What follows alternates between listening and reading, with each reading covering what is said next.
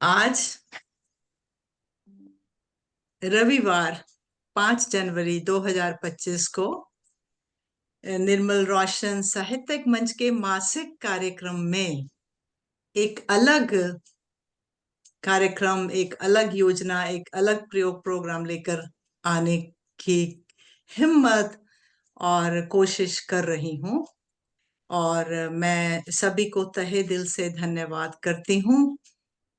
और इस कार्यक्रम को हम, जैसे कि नए वर्ष में योजनाएं बनती हैं, वायदे लिए जाते हैं स्वयं से, परिवार से, लोगों से, तो मैंने भी एक अपनी तरफ से नई परियोजना आरंभ की। और उसकी मेरी जो सलाहकार हैं वो आज मेरे साथ जुड़ी भी हैं पटल पर। मैं बहुत तहे दिल से उनका धन्यवाद और सप्रेम उनको धन्यवाद, और उससे एक छोटा सा शब्द है लेकिन इसमें बहुत कुछ कहना चाहूंगी। शशि पाधा जी जो मेरे साथ सदा जुड़ी रहती हैं, और जब भी मुझे कोई सलाह की जरूरत होती है तब भी शशि पाधा जी, दिन हो रात हो, हम कभी भी आपस में बात कर लेते हैं। शशि जी, सबसे पहले मैं आपका भी धन्यवाद कर देती हूँ। Sushma, it's a pleasure. Thank धन्यवाद। You. Thank you so much. तो आज का जो कार्यक्रम है, जो कार्यक्रम का विषय है, वह है संवाद एक लेखक के साथ।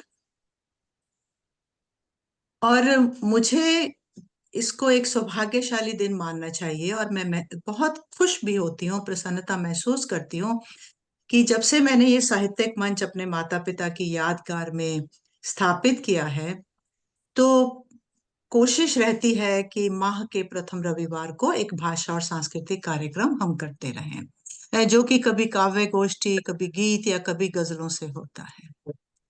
तो मैं थोड़ा सा आज पहले कुछ बता के फिर बिल्कुल अपने आज विषय पर आ जाऊंगी कि आज जनवरी 5 रविवार पहला दिवस है 2025 का।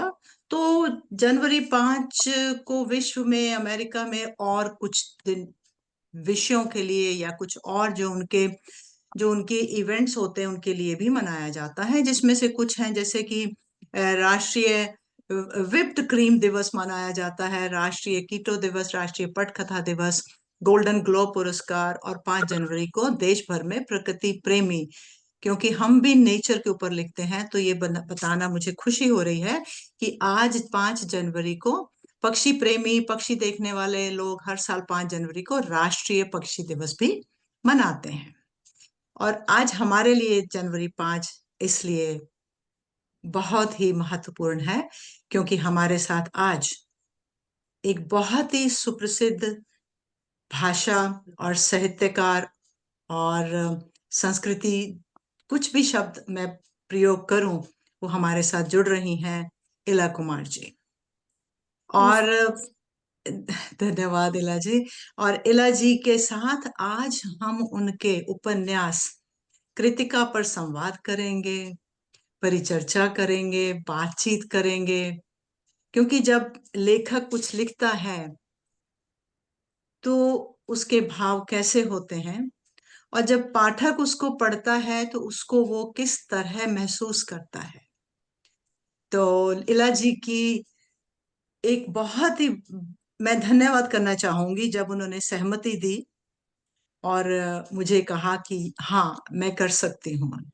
ये आसान काम उनके लिए भी नहीं था या होगा, मेरे लिए तो बिल्कुल भी नहीं है, और मेरा एक छोटा सा प्रयास है आप सबके साथ। और जिन प्रतिभागियों ने, जिन साहित्यकारों ने या जिन शिक्षाविदों ने जो पढ़ा इसको और जो अपने विचार साझा करेंगे, मैं उनको भी तहे दिल से धन्यवाद करूंगी। तो एक छोटा सा, जैसे लोग कहते हैं उपन्यास लिखा मैंने, उपन्यास क्या है, उसकी बहुत सारी विशेषताएं हैं। उपन्यास जब हम लिखते हैं वो एक ऐसी गद्य कथा है जिसमें वास्तविक जीवन से मिलते जुलते चरित्रों और क्रियाकलापों का विस्तृत और संबंध चित्रण होता है। कई बार ये काल्पनिक गद्य होता है और एक होती लंबी कथा है, और कई बार ये काल्पनिक नहीं होता है, जो कि मानवीय अनुभवों से कल्पनाशील तरीके से उसको निपटाया जाता है। कहा जाता है कि उपन्यास की जो जड़ें हैं वो हजारों साल पहले की हैं, अंग्रेजी में इसको 18वीं सदी माना जाता है। और हिंदी में लिखा गया पहला उपन्यास आमतौर पर लाला श्रीनिवास दास द्वारा 1882 में प्रकाशित परीक्षा गुरु माना जाता है। हालांकि 1888 में प्रकाशित देवकी नंदन खत्री द्वारा चंद्रकांता को अक्सर साहित्यिक परिदृश्य पर इसके महत्वपूर्ण प्रभाव के कारण भी पहला प्रमाणिक आधुनिक हिंदी उपन्यास कहा जाता है। जैसे मैंने अभी कहा कि कुछ उपन्यास काल्पनिक होते हैं और कुछ गैर काल्पनिक होते हैं, और कई बार कुछ डरावने होते हैं और कई बार कुछ ऐतिहासिक होते हैं। अधिकांश साहित्यिक मतों के अनुसार अब कुछ भारत के जो उपन्यास लेखक हैं, उपन्यास के लेखक हैं, बहुत सारे हैं, बहुत ही प्रसिद्ध हैं, और उनकी जो लेखनी है उसको हम नहीं भूल सकते, चाहे हमने साहित्य पढ़ा चाहे नहीं पढ़ा। जिनमें से रविंद्रनाथ टैगोर जी का नाम आता है, प्रेमचंद, मुंशी प्रेमचंद जी का नाम आता है, मैं कुछ नाम लेती हूँ।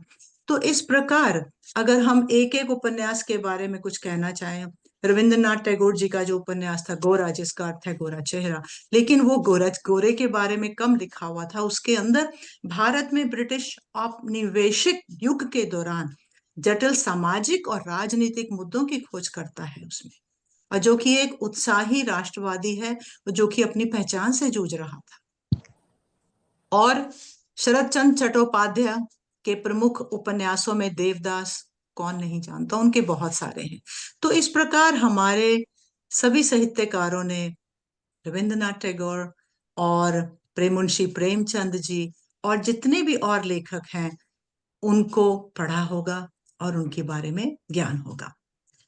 अब मैं कार्यक्रम को आगे बढ़ाने से पहले सबसे पहले वक्रतुंड महाकाय सूर्यकोटि संप्रभा निर्विघ्नं कुरु मे देवा सर्वकार्येषु सर्वदा, और मैं चाहूंगी कि मैं माँ सरस्वती का भी आशीर्वाद ले लूं 4 पंक्तियों से सूर्यकांत त्रिपाठी निराला जी की, कि वरदे वीणा वादिनी वरदे, प्रिय स्वतंत्र रव अमृत मंत्र नव भारत में भर दे, नव गति नव लय ताल छंद नव, नवल कंठ नव जलद मंद्र रव, नव नभ के नव विहग वृंद को, नव पर नव स्वर दे, वर दे वीणा वादिनी वर दे। बहुत बढ़िया, बहुत बढ़िया। Yeah. Awesome. माँ सरस्वती का हम सब पर आशीर्वाद रहे, चाहे हम पढ़ने वाले हैं या हम लिखने वाले हैं। तो अब मैं सभी प्रतिभागियों को धन्यवाद करती हूँ, और जो हमारे साथ श्रोतागण जुड़े हैं उनका धन्यवाद करती हूँ। सबसे पहले डॉक्टर हर्ष बाला जो कि दिल्ली से, दिल्ली यूनिवर्सिटी से हैं, डॉक्टर अनुपमा सक्सेना जो कि बिलासपुर छत्तीसगढ़ से हैं, राकेश मल्होत्रा जी शिकागो से हैं, और वो बहुत प्रसन्न हैं। मुझे भी नहीं पता था और उनको भी नहीं पता था, मुझे नहीं, उनको पता था लेकिन मुझे नहीं पता था कि ये इलाजी को फिजी में मिल चुके हैं। और मेरे साथ डॉक्टर वेद मल्होत्रा हैं, और आज की जो हमारी मुख्य अतिथि हैं वो इला कुमार दिल्ली से हैं। अब मैं धन्यवाद, मैं पहले थोड़ा सा इला जी का परिचय दे देती हूँ। आज इला जी आपका जो परिचय है वो थोड़ा तो देना मेरे लिए कठिन होगा। आपकी पुस्तकों की इतनी लंबी सूची है, लेकिन फिर भी कोशिश करती हूँ कि आप भारत की कवि, उपन्यासकार, अनुवादक, उपनिषेद वेता एवं विचारक हैं। आप की पुस्तकों की जो कृतियां, जो उसके जो पृष्ठ हैं, उनका कुछ का नाम लेते हुए, किन्हीं रात्रियों में जो कि एक पोएट्री बुक है, और एक आपकी है रेजोल्यूशन ऑफ फिश, मेरे सामने इंग्लिश में है, और आज पूरे शहर पर, ये भी आपकी कविताओं का संग्रह है, और विस्मृति के बीच, और आपने कुछ पुस्तकों का ट्रांसलेशन अनुवाद भी किया हुआ है, और जिसमें टूटे पंखों वाला समय, और आपने चीनी दार्शनिक लाओ त्सु की भी हिंदी पॉकेट बुक को अनुवाद किया है। और आपका जो उपन्यास है उसके बारे में तो आज हम चर्चा करेंगे ही। कृतिका, जो कि 2000 में प्रकाशित हुआ था, अगर मैं गलत नहीं हूं तो। आपकी सही। आपकी कहानियां हैं ब्लू चिप की अंधेरी तह और अनजाने शहर की शाम। लेकिन जो आप एक दैविक लिखना शुरू किया है आपने, जो कि आप प्रभु की तरफ, अपनी स्पिरिचुअलिज्म की तरफ आपने जो लिखना शुरू किया है, उसका भी मुझे बताना बहुत ही एक सौभाग्य की बात लगती है। और जब आपने पिछले कुछ समय पहले, जब मैं आपको पटल पे तो मिली थी, लेकिन 2007 में मैं मिली हूँ आपको जब यूएन में हुआ था कार्यक्रम, तब इतनी डिटेल में जिसको बोलते हैं बात हुई या नहीं हुई। लेकिन मुझे बहुत अच्छा लग रहा है कि आपने उपनिषद कथाएं भी प्रकाशित की हैं। आपने हिंदुत्व 2013 में प्रकाशित किया। उपनिषद कहानियों के अलावा आपकी जो है हमारे समय में उपनिषद, और आपने उपनिषद की कहानियां, जैसे मैंने कहा, को भी आपने प्रकाशित किया है। और आपकी जो कुछ और हैं कि आपकी जो कविताएं हैं वो अनेकों भारतीय भाषाओं, बांग्ला, पंजाबी, उड़िया आदि में भी अनुवादित हुई हैं। और कुछ कविताओं का तो आपका अनुवाद जापानी भाषा में भी हुआ है। आपका जो है जिद मछली की, जिसको मैंने रेजोल्यूशन ऑफ फिश पढ़ा था, ये भी अनुवादित हुआ है। और आपका जन्म मुजफ्फरपुर शहर, बिहार में हुआ। और आपने बीएससी एमएससी फिजिक्स की पढ़ाई की, और कई वर्षों बाद आपने कानून की स्नातक डिग्री नागपुर विश्वविद्यालय से ली। बीच के वर्षों में बीएड भी कर लिया। और आपने 13 वर्ष की उम्र में पहली कविता लिखी थी, और तब से आप लगातार लेखन में सक्रिय हैं। और आपके पति, जो कि रेलवे में इंजीनियर की जॉब से अब शायद सेवानिवृत्त हो चुके हैं, लेकिन आपके पति रेलवे में इंजीनियर की पदवी पर थे। और आप उनके साथ बहुत घूमती रही हैं, और आप दृष्टा भाव से जहां पर भी जाती हैं और आप निहारती हैं, और आपको हर जगह का आपकी आत्मा से जो जो मिलन है, जो जोड़ है, उसको आप अपनी लेखनी में लेकर आती हैं। तो इला जी, आपका स्वागत है, धन्यवाद है। और आपके कुछ न्यूज़पेपर के भी कॉलम्स हैं, और जो कि आपके लोकमान समाचार न्यूज़पेपर में है। और आपका कुछ लिटरेरी जर्नल्स में भी है। ये मैं धीरे धीरे साथ साथ में और भी बताती जाऊंगी। तो बहुत ही प्रसन्नता के साथ, बहुत ही आदर मान के साथ इला जी, आपका आज आभार है, धन्यवाद है कि आप जुड़ी। बहुत विस्तृत परिचय आपने दिया, आपका बहुत बहुत धन्यवाद, आभारी हूँ जी। अब धन्यवाद। अब मैं कार्यक्रम को आगे बढ़ाते हुए आप आज सबसे पहले अनुपमा सक्सेना जी को आमंत्रित करना चाहूंगी। अनुपमा जी, जब आपने आप जुड़ी हुई है ना अनुपमा जी, क्योंकि जी हाँ, उनका जी हाँ। बहुत खुशी जी, की बात है। अनुपमा जी, थैंक यू। आपसे मैं वैसे व्यक्तिगत रूप से बात कर चुकी हूँ, तो अनुपमा जी के बारे में मैं क्या बताऊं। अनुपमा जी, पहले मैं ये आपसे पूछना चाहूंगी कि आप पहले ये कहना चाहूंगी कि जब आपने मुझे स्वीकृति दे दी कि आप जुड़ेंगी और पुस्तक के बारे में परिचर्चा भी करेंगी। अनुपमा जी पॉलिटिकल साइंस के डिपार्टमेंट की हेड रही हैं, और ये वहाँ की डीन भी रही हैं स्कूल ऑफ साइंस की। इनको कई चीफ मिनिस्टर्स ने कई बार नॉमिनेशन भी किया है इनको पुरस्कृत करने के लिए। और ये editorial board member of reputed national और इंटरनेशनल जर्नल्स में भी एक एडिटर के पद पर भी रह चुकी हैं। और इनको लंदन स्कूल ऑफ इकोनॉमिक्स में भी आमंत्रित किया गया था, किंग्स कॉलेज लंदन यूनिवर्सिटी में भी, और पाकिस्तान में भी अरकानसास स्टेट यूनिवर्सिटी यूएसए में भी आप आ चुकी हैं। तो मैं आपसे बस छोटा सा यही कहना चाहूंगी या पूछना चाहूंगी कि जब आपने इला जी की पुस्तक इला जी का उपन्यास कृतिका पढ़ा तो आपके मन में क्या भाव आए, आपको कैसा लगा? जो भी है आप साझा करिए। इला जी आज है हमारे साथ, तो आप अपने विचार सबके मध्य में रखिए। स्वागत है आपका जी अनुपम। सुषमा जी, बहुत बहुत धन्यवाद। आपने इस महत्वपूर्ण संवाद का मुझे हिस्सा बनने का मौका दिया, और खास तौर से एक ऐसे व्यक्ति की एक ऐसी किताब पर मुझे इस चर्चा का सहभागी बनने का मौका दिया। इला जी मेरी जिंदगी में फ्रेंड, फिलोसफर एंड गाइड की हैसियत रखती हैं, और उनकी ये किताब मेरे दिल के बहुत करीब है। ऐसे आमने सामने उनको बैठा देखने का मौका दिया, ये आपका बहुत धन्यवाद। और ये जो विद्वत जन जुड़े हुए हैं इस सभा में, अ, उनका भी बहुत धन्यवाद। कि और मैं आभारी हूँ आप सबकी कि आपने इस चर्चा में मुझे शामिल किया। मैं आपको बहुत ध्यान से सुन रही थी, कुछ टेक्निकल ग्लिचेस थे, पर फिर भी मैंने काफ़ी कुछ मैं सुन पाई जो आप कह रहे थे। देखिए, मैं तो पॉलिटिकल साइंस की प्रोफ़ेसर हूँ, और हमको अक्सर लगता है कि हम पॉलिटिकल साइंस की दुनिया में रूखी-सूखी थियरीज़, रूखे-सूखे सिद्धांत पढ़ाते रहते हैं। और हमेशा से मेरा मानना रहा कि पॉलिटिकल साइंस का और साहित्य का बहुत गहरा संबंध है।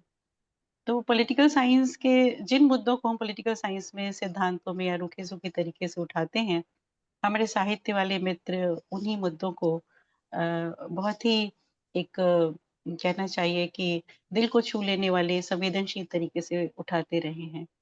तो मेरी ये कोशिश होती है, प्रयास होता है कि अपने साहित्य के मित्रों से निरंतर ये गाइडेंस लेती रहूँ कि ऐसी कौन-सी साहित्य की किताबें हैं या कविताएँ हैं, जो मुझे क्लास में अपने बच्चों को रेफ़र करनी चाहिए, और जिससे मैं पॉलिटिकल साइंस को कुछ जो उसकी नीरसता है उसको कुछ तोड़ सकूँ।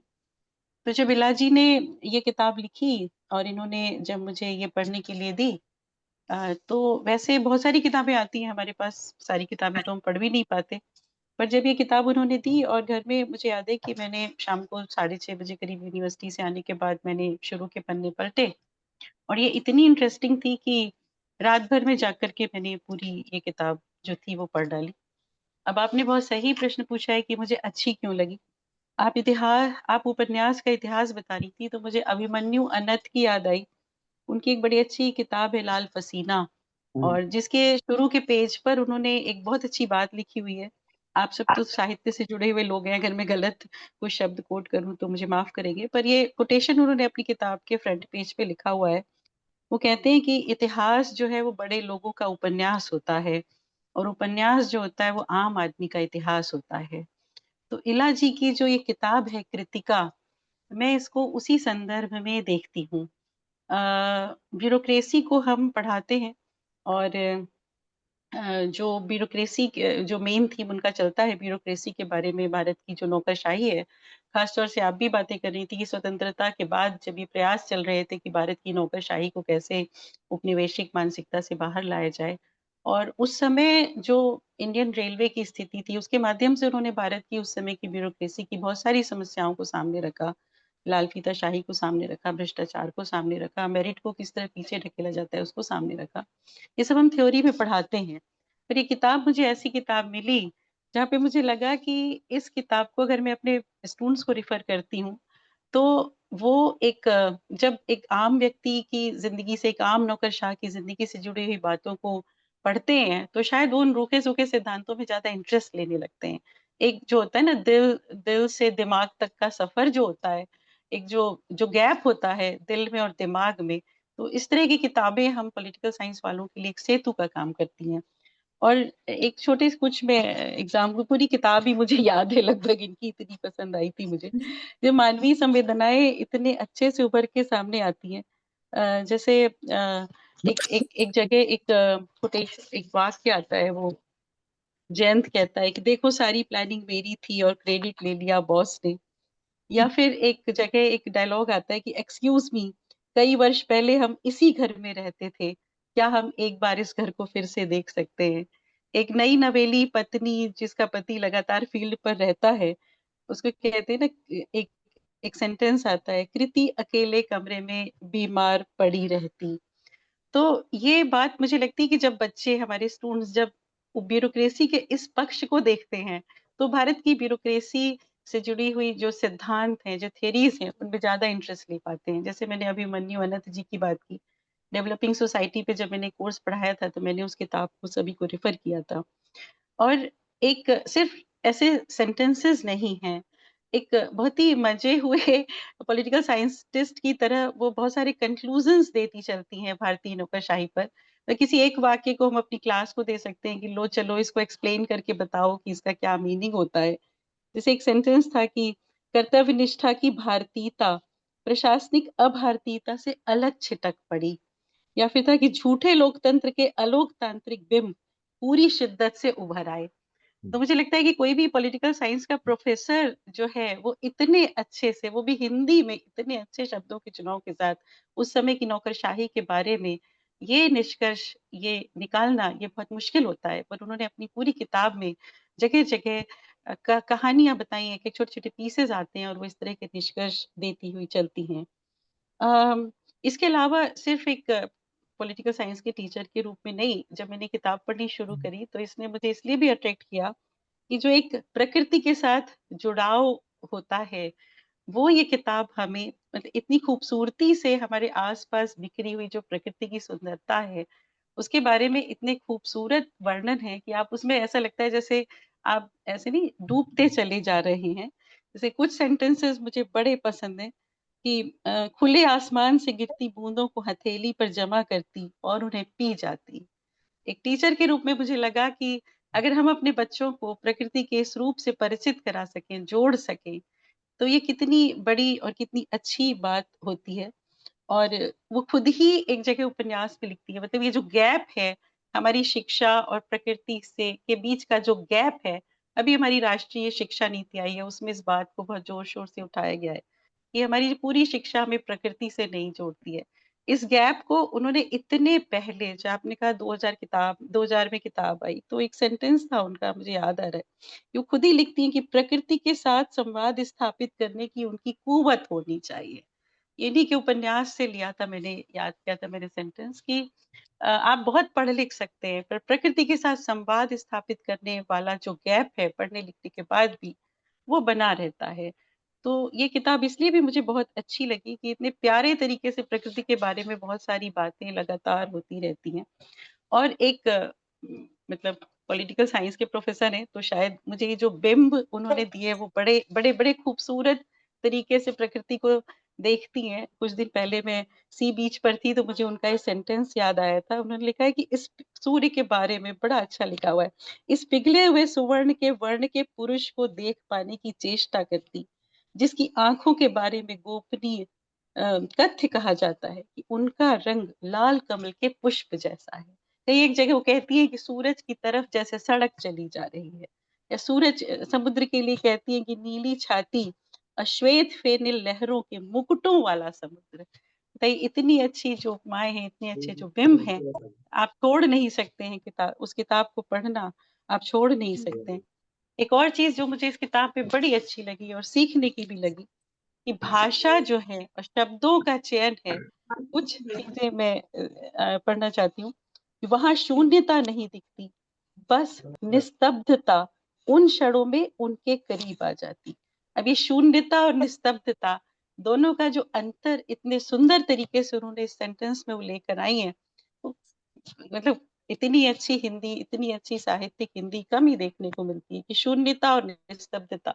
प्रायः हम जैसे लोग तो सोचते हैं कि शायद एक ही होगा, पर जब आप इस किताब को पढ़ते हैं तब आपको ये अंतर समझ में आता है। या फिर जब वातावरण एकदम स्तब्ध रहा करता, उस चैतन्यपूर्ण जड़ता के बीच, इतना खूबसूरत देखिए शब्द है, उस चैतन्यपूर्ण जड़ता के बीच, आप इसी में 1 घंटे रमे रह सकते हैं, इस एक्सप्रेशन में 1 घंटे आप रमे रह सकते हैं।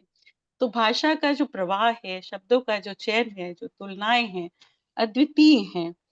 फिर इन सब के बीच में वो मानवीय रिश्तों का ताना-बाना भी बड़ी खूबसूरती से बुनती हैं, और स उस सिर्फ़ ताना-बाना ही नहीं बुनती हैं, उस समय के जो महत्वपूर्ण सामाजिक सरोकार हैं, सामाजिक सांस्कृतिक प्रश्न हैं, उनको भी उठाती हुई चलती हैं। जैसे न्यूक्लियर परिवारों का मुद्दा उन्होंने उठाया, और एक सेंटेंस मुझे कई जगह मैंने कोट भी किया, एक कहानी कहने के बाद, एक दृष्टांत बताने के बाद वो कहती है कि अपने औरतपने में ही कैद रही, वह स्त्री नहीं बन सकी।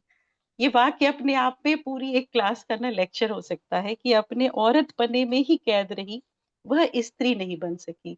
ये निष्कर्ष एक अपने जीवन में, जो उनके जीवन में घटा होगा, जो उनके अनुभव रहे होंगे, उसके आधार पर वो देती हैं। और जैसा मैंने कहा कि हर बार वो मुझे आश्चर्यचकित करती हैं कि जब वो छोटी-छोटी कहानियों के माध्यम से, रोजमर्रा की कहानियों के माध्यम से बड़े-बड़े निष्कर्ष देती हैं हमारे सामाजिक सांस्कृतिक परिवेश या मूल्यों के बारे में। ये सारी घटनाओं का वर्णन करने के बाद उन्होंने एक कंक्लूजन दिया, जिसको बहुत देर तक हमने डिस्कस भी किया था, सोचते भी रहे थे कि तमाम अभारतीय मूल्यों और भारतीयता के अवमूल्यन की बात सोचती, चाहे ब्यूरोक्रेसी में भारतीयता के अवमूल्यन की बात हो, चाहे सामाजिक और पारिवारिक रिश्तों के बीच में अवमूल्यन की बात हो। सबसे मजेदार बात या सबसे इंटरेस्टिंग चीज जो इस उपन्यास की है, मैंने उस समय भी शायद इनसे चर्चा की थी, बहुत समय तक मुझे समझ में नहीं आया। ये उपन्यास मुझे एक समुद्र की तरह लगा। हम समुद्र से शुरू करा मैंने समुद्र से शुरू करा। जब आप समुद्र से शुरू करते हैं तो समझ में नहीं आता है कि उसमें क्या घुला-मिला है। धीरे-धीरे जब आप ज़्यादा डूबते हैं तो समझ में आता है, अरे! इसमें तो ढेर सारी अलग-अलग धाराएँ आ रही हैं। एक ब्यूरोक्रेसी की धारा है, एक मानवीय रिश्तों की धारा है, एक प्राकृतिक सौंदर्य की धारा है। और उसके बाद बहुत दिनों बाद मेरी ये समझ में आया कि इसका जो मेन कथ्य है, इसका जो मेन फ्रेम ऑफ एनालिसिस है, जो लेंस है, वो ब्यूरोक्रेसी नहीं है। इसका जो रेफरेंस पॉइंट है वो ब्यूरोक्रेसी नहीं है। ये मैंने समझा, हो सकता है मैं गलत हूँ, वो खुद बैठी हैं। जो मुझे समझ में आया कि इसका जो लेंस है, फ्रेम है, वो वेदांत है। वो भारत का जीवन दर्शन है। और ब्यूरोक्रेसी एक रेफरेंस, मतलब एक उदाहरण के रूप में वो ब्यूरोक्रेसी को लेती हुई चलती है। तब उस दिन मुझे ऐसा लगता है ना, जैसे मेरे ज्ञान चक्षु खुल गए।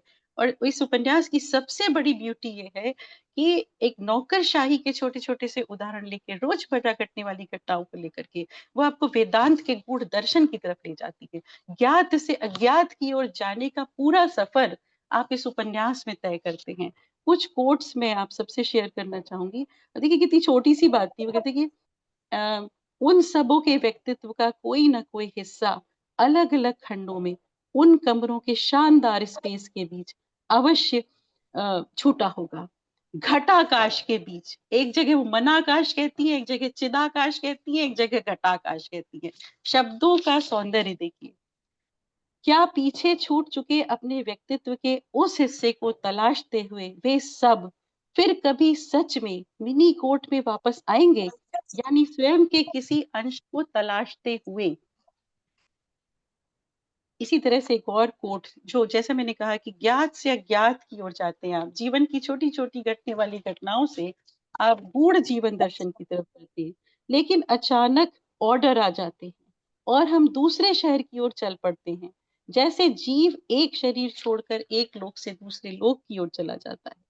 एक प्रतीक्षा अपने लुभावने पंखों को यात्रा के शुरुआती लम्हों में धीरे-धीरे खोलती है। हृदय के अंदर स्थित जीव बिना किसी ट्रेन के, कार के, हवाई जहाज के किसी अनजानी जगह कभी यात्रा पर जा सकता है क्या? जाएंगे तो अवश्य, लेकिन कब और कहाँ, यह शायद किसी ने निश्चित रूप से नहीं सोचा। तो ये जो ज्ञात से अज्ञात तक का सफर था, ये अचानक से मुझे एक दिन समझ में आया। अंतिम बात मैं अपनी कहना चाहूंगी कि एक प्रश्न मुझे बहुत दिनों तक परेशान करता रहा, और जब मैंने उनसे पूछा तो वो कहती थी कि ऐसा है, तुम पाठक हो और तुम ही ढूंढो इसको, तुम्हारा उत्तर होना चाहिए, मेरा उत्तर नहीं। मुझे लगता था कि लेखिका के रूप में ये इस उपन्यास के माध्यम से मैसेज क्या देना चाहती हैं। हर लेखक जब कुछ लिखता है तो कुछ उसके अंदर मैसेज होता है, और अपने आप को ही मुझे लगता था ये कंट्राडिक्ट करती हैं। एक जगह कहती हैं कि भाई वी के आकार की आकृति में बनाना चाहती हूँ, और दूसरी जगह ये खुद ही कहती है कि वी के आकार की आकृति नहीं बन पा रही है। तो बहुत दिनों तक सोचने के बाद मुझे लगा कि ये खुद ही देखिए एक जगह ये उत्तर देती हैं, और मैं उस उत्तर को यहाँ पे पढ़ना चाहती हूँ। अ, आखिर मैसेज क्या है? आखिर उत्तर क्या है? ये भी वेदांत का बड़ा, जीव भारतीय दर्शन का बड़ा गूढ़ दर्शन कंक्लूजन के रूप में दिया है इन्होंने कि कृतिका ने उस सुनहले वृत्त के परिपेक्ष में अपनी उपस्थिति के दर्ज होने के क्रम में स्वयं को एक बार देखा। अपनी उपस्थिति के दर्ज होने के क्रम में। और एक और वाक्य है, उसे स्वतंत्र लोकतांत्रिक देश के जागरूक नागरिक के रोल को निभाना चाहिए। तो विक्ट्री या डिफीट दोनों से परे निरपेक्ष भाव से एक स्वतंत्र लोकतांत्रिक देश के जागरूक नागरिक की हैसियत से उन्होंने अपने कर्तव्य को निभाया कि जो कुछ उन्होंने ब्यूरोक्रेसी में देखा उन्होंने सबके सामने रखा। ये शायद उनका मैसेज रहा होगा कि जीवन में हम जब भी इन परिस्थितियों में जिनमें वो थी अपने आप को पाते हैं, जब भ्रम होते हैं, जब संदेह होते हैं, जब कोई रास्ता नहीं नजर आता है, तो हमें क्या करना चाहिए? हमें अपने कर्तव्यों को निष्काम भाव से करना चाहिए। ये शायद उनका उनका मैसेज रहा होगा। और ये सब कुछ भी आसान नहीं होता है, क्योंकि एक जगह जयंत उन्हीं से कहते हैं कि तुम इन बातों में अपना सिर मत घुसाओ, भले तो लिटरेचर पढ़ती हो वही करा करो। इसके बाद भी वो अपने कर्तव्यों का निर्वहन पूरी तरीके से करती हैं। तो जब आपने पूछा मुझसे शुरू में कि इस किताब को पढ़ने के बाद मुझे कैसा लगा, तो मुझे तो बहुत कुछ लगा। ये तो मैंने 10% ही जो मुझे लगा वो आपको बताया बिल्कुल। है, पर मुझे काफ़ी कुछ लगा। एक मुझे लगा कि जैसे मैं जीवन के सौंदर्य की एक कविता को पढ़ रही हूँ। मुझे लगा जैसे जो जीवन के दर्शन के ऊपर मुझे लगा कि जैसे मैं किसी बहुत बड़े धार्मिक ग्रंथ को पढ़ रही हूँ। या जैसे मैंने शुरू में कोट किया था कि अभिमन्यु नत की बात, कि ये उपन्यास उसी श्रेणी के उपन्यासों में है, जहाँ हम आम आदमी के इतिहास को जानते हैं। एक ब्यूरोक्रेसी के छोटे-छोटे जो नौकरशाह हैं, छोटे-छोटे जो कर्मचारी हैं, उनके इतिहास को हम जानते हैं। तो बहुत कुछ सिखा गया, सुकून भी दे गया। और हमेशा जब भी मैं इसको पढ़ती हूँ तो मेरे सामने मुझे लगता है कि जैसे कोई नया पन्ना खुल गया है, जैसे कोई नई धारा मुझे अपनी ओर खींचती ले जा रही है। और मुझे हमेशा लगता है जैसे जो कुछ मुझे ज्ञात है, कुछ न कुछ और अज्ञात ये उपन्यास मुझे उसकी तरफ ले जाएगा और मुझे कुछ और नया समझ में आएगा। तो बस इतना ही। और बहुत बहुत-बहुत धन्यवाद, आप सबने मुझे सुना। Thank you. बहुत बहुत धन्यवाद अनुपमा जी। मुझे लगता था कि मैं आपको ही 1 घंटा दे सकती हूँ, आप पूरा बहुत गहराई से आप इसमें गई हैं और इतनी बातें आपने जो बताई हैं। तो जो हम प्रश्न हैं जरा इला जी को थोड़ा आराम से सबको सुनने देते हैं और इला जी को बाद में जब उनके साथ परिचर्चा और जो संवाद करेंगे तो इला जी हमें बताएंगे अगर आपके मन में जो भी प्रश्न है। लेकिन जो आपने बातें बताई हैं और जैसे आपने कहा कि ज्ञात से अज्ञात और समुद्र से आरंभ करके और समुद्र के अंदर कितना कुछ है। तो अगर मैं ऐसे एक एक पेज के एक एक पृष्ठ के ऊपर एक एक पेज के एक एक चैप्टर को खोल खोल के मैं भी लिखती जा रही थी कि ये यहाँ पर क्या कह रहे हैं, यहाँ पर क्या। आरंभ से ही जब वो पहला चैप्टर जो है उनका, वहीं पर अगर आप देखिए जो पहली 3 पंक्तियां हैं, वो भी कैसे कैसे उसका वर्णन करती हैं। वो सीधा नहीं कह रही हैं कि मैं स्टेशन पर बैठी हुई। तो उनका कहने का, शब्दों का जो चयन है, बहुत अच्छा। जूम मीटिंग का इनका अपना है, इन्होंने शेयर किया था कि सुन लेना, मैं आप बोलूंगी कुछ। आप अनम्यूट सॉरी म्यूट कर लीजिए जो भी बोल रही हैं। कनिका, दिव्या, हम खुद म्यूट कर देते हैं उनको। सॉरी, मैं ये म्यूट कर ज्यादा देती अच्छा हूँ। होगा। ओके, मैंने कर दिया जी। हाँ जी। तो अब मैं आमंत्रित करना चाहूंगी सबका आशीर्वाद और सबका प्यार सहयोग लेकर। हमारे मध्य में है राकेश मल्होत्रा जी, जो कि शिकागो से हैं। अब इनका जो परिचय है ये भी पहले बता देती हूँ कि इन्होंने जब इनसे बात हुई तो बाद में इन्होंने मुझे बताया कि ये इला जी को फिजी में मिले थे। और ये एक सिर्फ संजोग और सौभाग्य की बात है कि मैंने इनको आमंत्रित किया कि आप पुस्तक पढ़ लीजिए और फिर हमें अपने कुछ विचार, अपने भाव बताइएगा। तो राकेश मल्होत्रा जी जो शिकागो से जुड़े हैं, वो मानवीय मूल्यों से प्रेरित एक विचारक, उद्यमी, लेखक और कवि हैं। हिंदी साहित्य में इनकी गहरी रुचि है और नियमित रूप से सामायिक विषयों पर लेख, आलेख, लेख चलो, और अब जब कविताएं कनेक्ट लिखते हैं। कोई नहीं। अच्छा जी, मानवीय मूल्यों पर आधारित इनकी पुस्तक adventures of tornado kids Amazon पर एक 5 स्टार रेटिंग बुक है। पुस्तक बच्चों में प्रेम, सच्चाई, आदर, करुणा, विनम्रता के साथ बच्चों को बड़ा करने के लिए ये अभिभावकों की सहायता भी करते हैं। और ये भारतीय कौंसलावाद के साथ के उनके जो निर्मित हिंदी समन्वय समिति है उसके संस्थापक सदस्य हैं। और ये बहुत हिंदी के प्रचार के लिए प्रसार भी करते हैं, पूरा सहयोग देते हैं।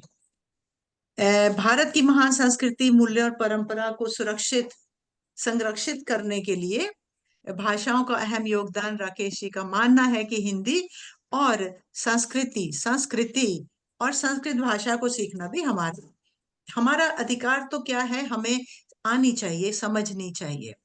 और ये 5 वैश्विक मूल्यों, जो कि 5 ग्लोबल वैल्यूज के संस्थापक हैं, और वे सामुदायिक कार्यक्रमों में सक्रिय रूप से शामिल रहते हैं। और हिंदी भाषा के लिए जो इनकी कविताएं हैं, राकेश जी की कविताएं, आत्मविश्वास, चुप रहने से क्या होगा, राम के आदर्श, कृष्ण सुदामा, कृष्णा सुदामा लिखा हुआ है, बदलती जिंदगी, कैसे चुकाएगा कर्ज तुम्हारा हिंदुस्तान, माँ तुम्हारी तुम याद आती हो, कुछ प्रमुख इनकी कविताएं हैं।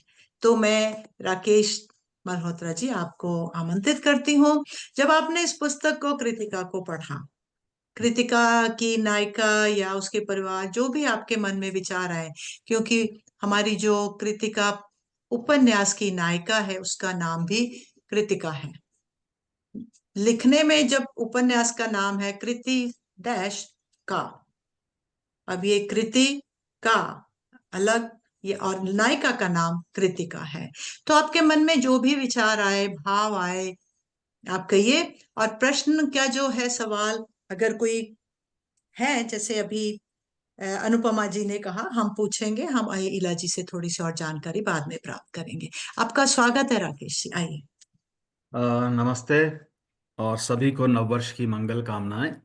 और सुषमा जी का बहुत बहुत आभार, इस मंच को प्रणाम। और देखिए, नया साल हमेशा कुछ ना कुछ नया शुरुआत करने का भी संदेश होता है, और मैं बधाई देना चाहूँगा निर्मल साहित्य रोशन मंच को कि उन्होंने एक बहुत सुंदर पहल करी है इस चर्चा के माध्यम से।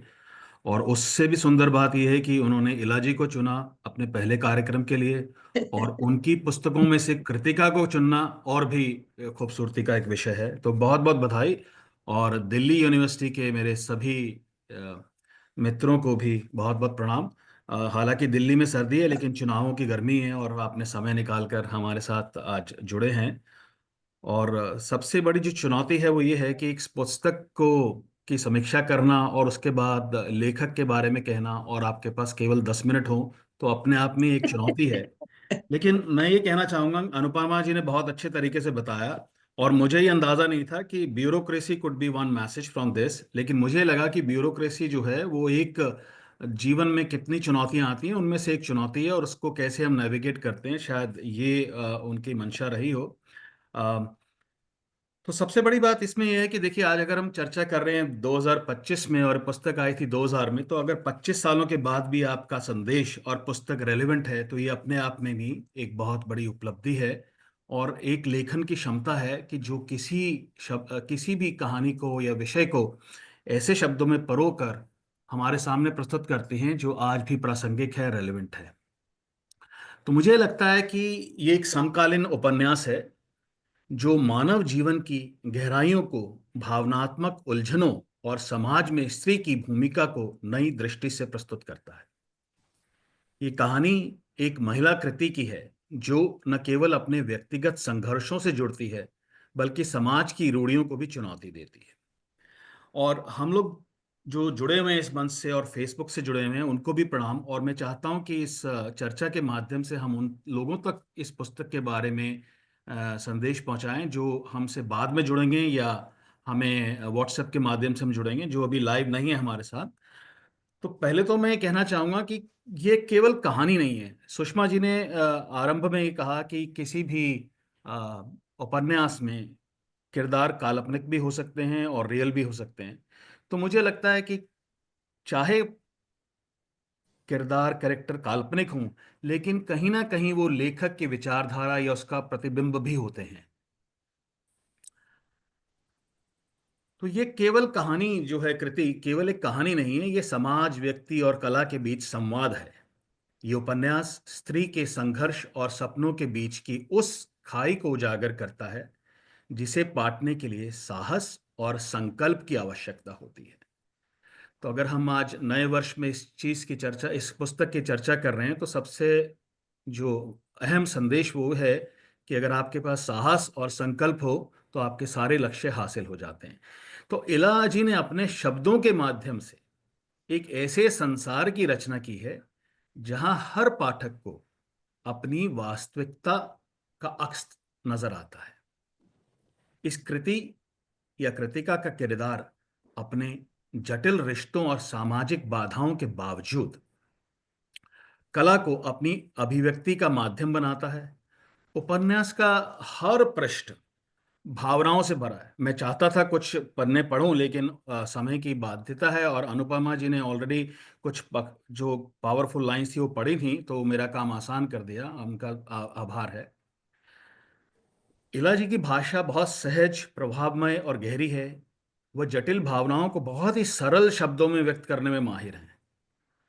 मुझे याद आता है कि एक प्रेमचंद जी का उपन्यास था निर्मला। मैं कहीं ना कहीं उसको इससे जोड़ के देखता हूँ, और निर्मला का भी जो कहानी थी और जो संघर्ष था वो कृतिका के संघर्ष से बहुत बहुत मिलता है। तो इला जी की भाषा बहुत ही प्रभावमय है और गहरी है। कृति का संघर्ष और उसकी आत्म खोज इस उपन्यास की रीढ़ है मेरे हिसाब से। कहानी का विषय स्त्री सशक्तिकरण और कला के प्रति समर्पण को तो दिखाता ही है, लेकिन आज के समाज में भी ये बहुत प्रासंगिक है। तो अगर इसको समराइज करने के लिए मैंने कृति के ऊपर एक छोटी सी कुछ कविता से लिखी है, ताकि ये एक सार जो है सबको पता लग जाए इस उपन्यास के बारे में। तो कृति का स्वरूप, वे आंधियों में जलता दिया सपनों में सजीव जिया। वो आंधियों में जलता दिया सपनों में सजीव जिया। कृति है नाम वे पहचान, कला में बसा उसका जहान। क्या बात है। तो जब बहुत इला जी आएंगी तो वो बताएं कि ये सही इसकी व्याख्या है या नहीं है, नहीं नहीं, बहुत और बढ़िया अगर मुझसे कोई नहीं त्रुटि हो तो उसमें मैं क्षमा चाहूंगा। तो नहीं, बहुत अच्छा। पथरीली राहें, कांटों का डेरा, हर मुश्किल में उसने ना छोड़ा सवेरा। क्या पथरीली बात। राहें, कांटों का डेरा, हर मुश्किल में उसने ना छोड़ा सवेरा। आसमान छूने को थी जो चाहा, आसमान छूने की थी जो चाहा, अपने परों से गड़ी हर रहा। रंगों से बोली शब्दों में गाई, रंगों से बोली शब्दों में गाई, जीवन की हर धड़कन पाई। वह स्त्री, वह शक्ति, वो प्रेम का रंग, कृति की गाथा है अनंत उमंग। अपने सपनों की वे रचयिता, हर दिल को दे जाए प्रेरणा। कृति केवल नाम नहीं, केवल उपन्यास नहीं, वह है हृदय का अविरल प्रभाव सही। हमने, अनुपमा जी ने एक बात करी थी कि समुद्र की गहराइयों में, आप समुद्र की गहराइयों में मोती ढूंढना कठिन होता है, लेकिन मुझे इस किताब में ऐसे लगता है कि इसमें मोती ही मोती हैं, पानी ढूंढना मुश्किल है। तो मुझे बहुत खूब, लगता है कि बहुत जो बढ़िया। लेखन की जो विशेषता है इला जी की, वो अपने आप में ही बहुत महत्वपूर्ण है। और मुझे एक प्रश्न सुषमा जी से भी ये करना है कि उनका क्या मानना था कि उन्होंने कृतिका को चुना इतनी सारी पुस्तकों के बीच में। तो मैं उत्सुक रहूंगा ये जानने के लिए। तो संवेदनशीलता और गहराई इस उपन्यास की मुख्यता है। इला जी ने कृति के आंतरिक संघर्षों और भावनात्मक यात्रा को इतनी संक्षमता से उकेरा है कि पाठक खुद को नायिका के साथ जुड़ा हुआ महसूस करता है। और जैसे हमने अभी अनुपमा जी को सुना और हमें बाकी वक्ताओं को भी सुनेंगे, तो मुझे लगता है ये बात और उजागर होगी। और हर हर दृश्य का जो विवरण विवरण विवरण दिए हैं उन्होंने, चाहे वह गांव का हो या शहर का हो, इतने विस्तार और सौंदर्य के साथ प्रस्तुत किया है कि हर पाठक हर स्थान को अपनी आंखों से सामने दे सकता है, कि जैसे वो उपन्यास नहीं पढ़ के एक फिल्म देख रहा हो। और संवाद बहुत सशक्त हैं। उपन्यास के संवाद अर्थपूर्ण हैं, प्रभावशाली हैं। वे केवल कहानी को आगे ही नहीं बढ़ाते, बल्कि हर एक चरित्र को बहुत गहराई से उनके व्यक्तित्व को भी उभारते हैं।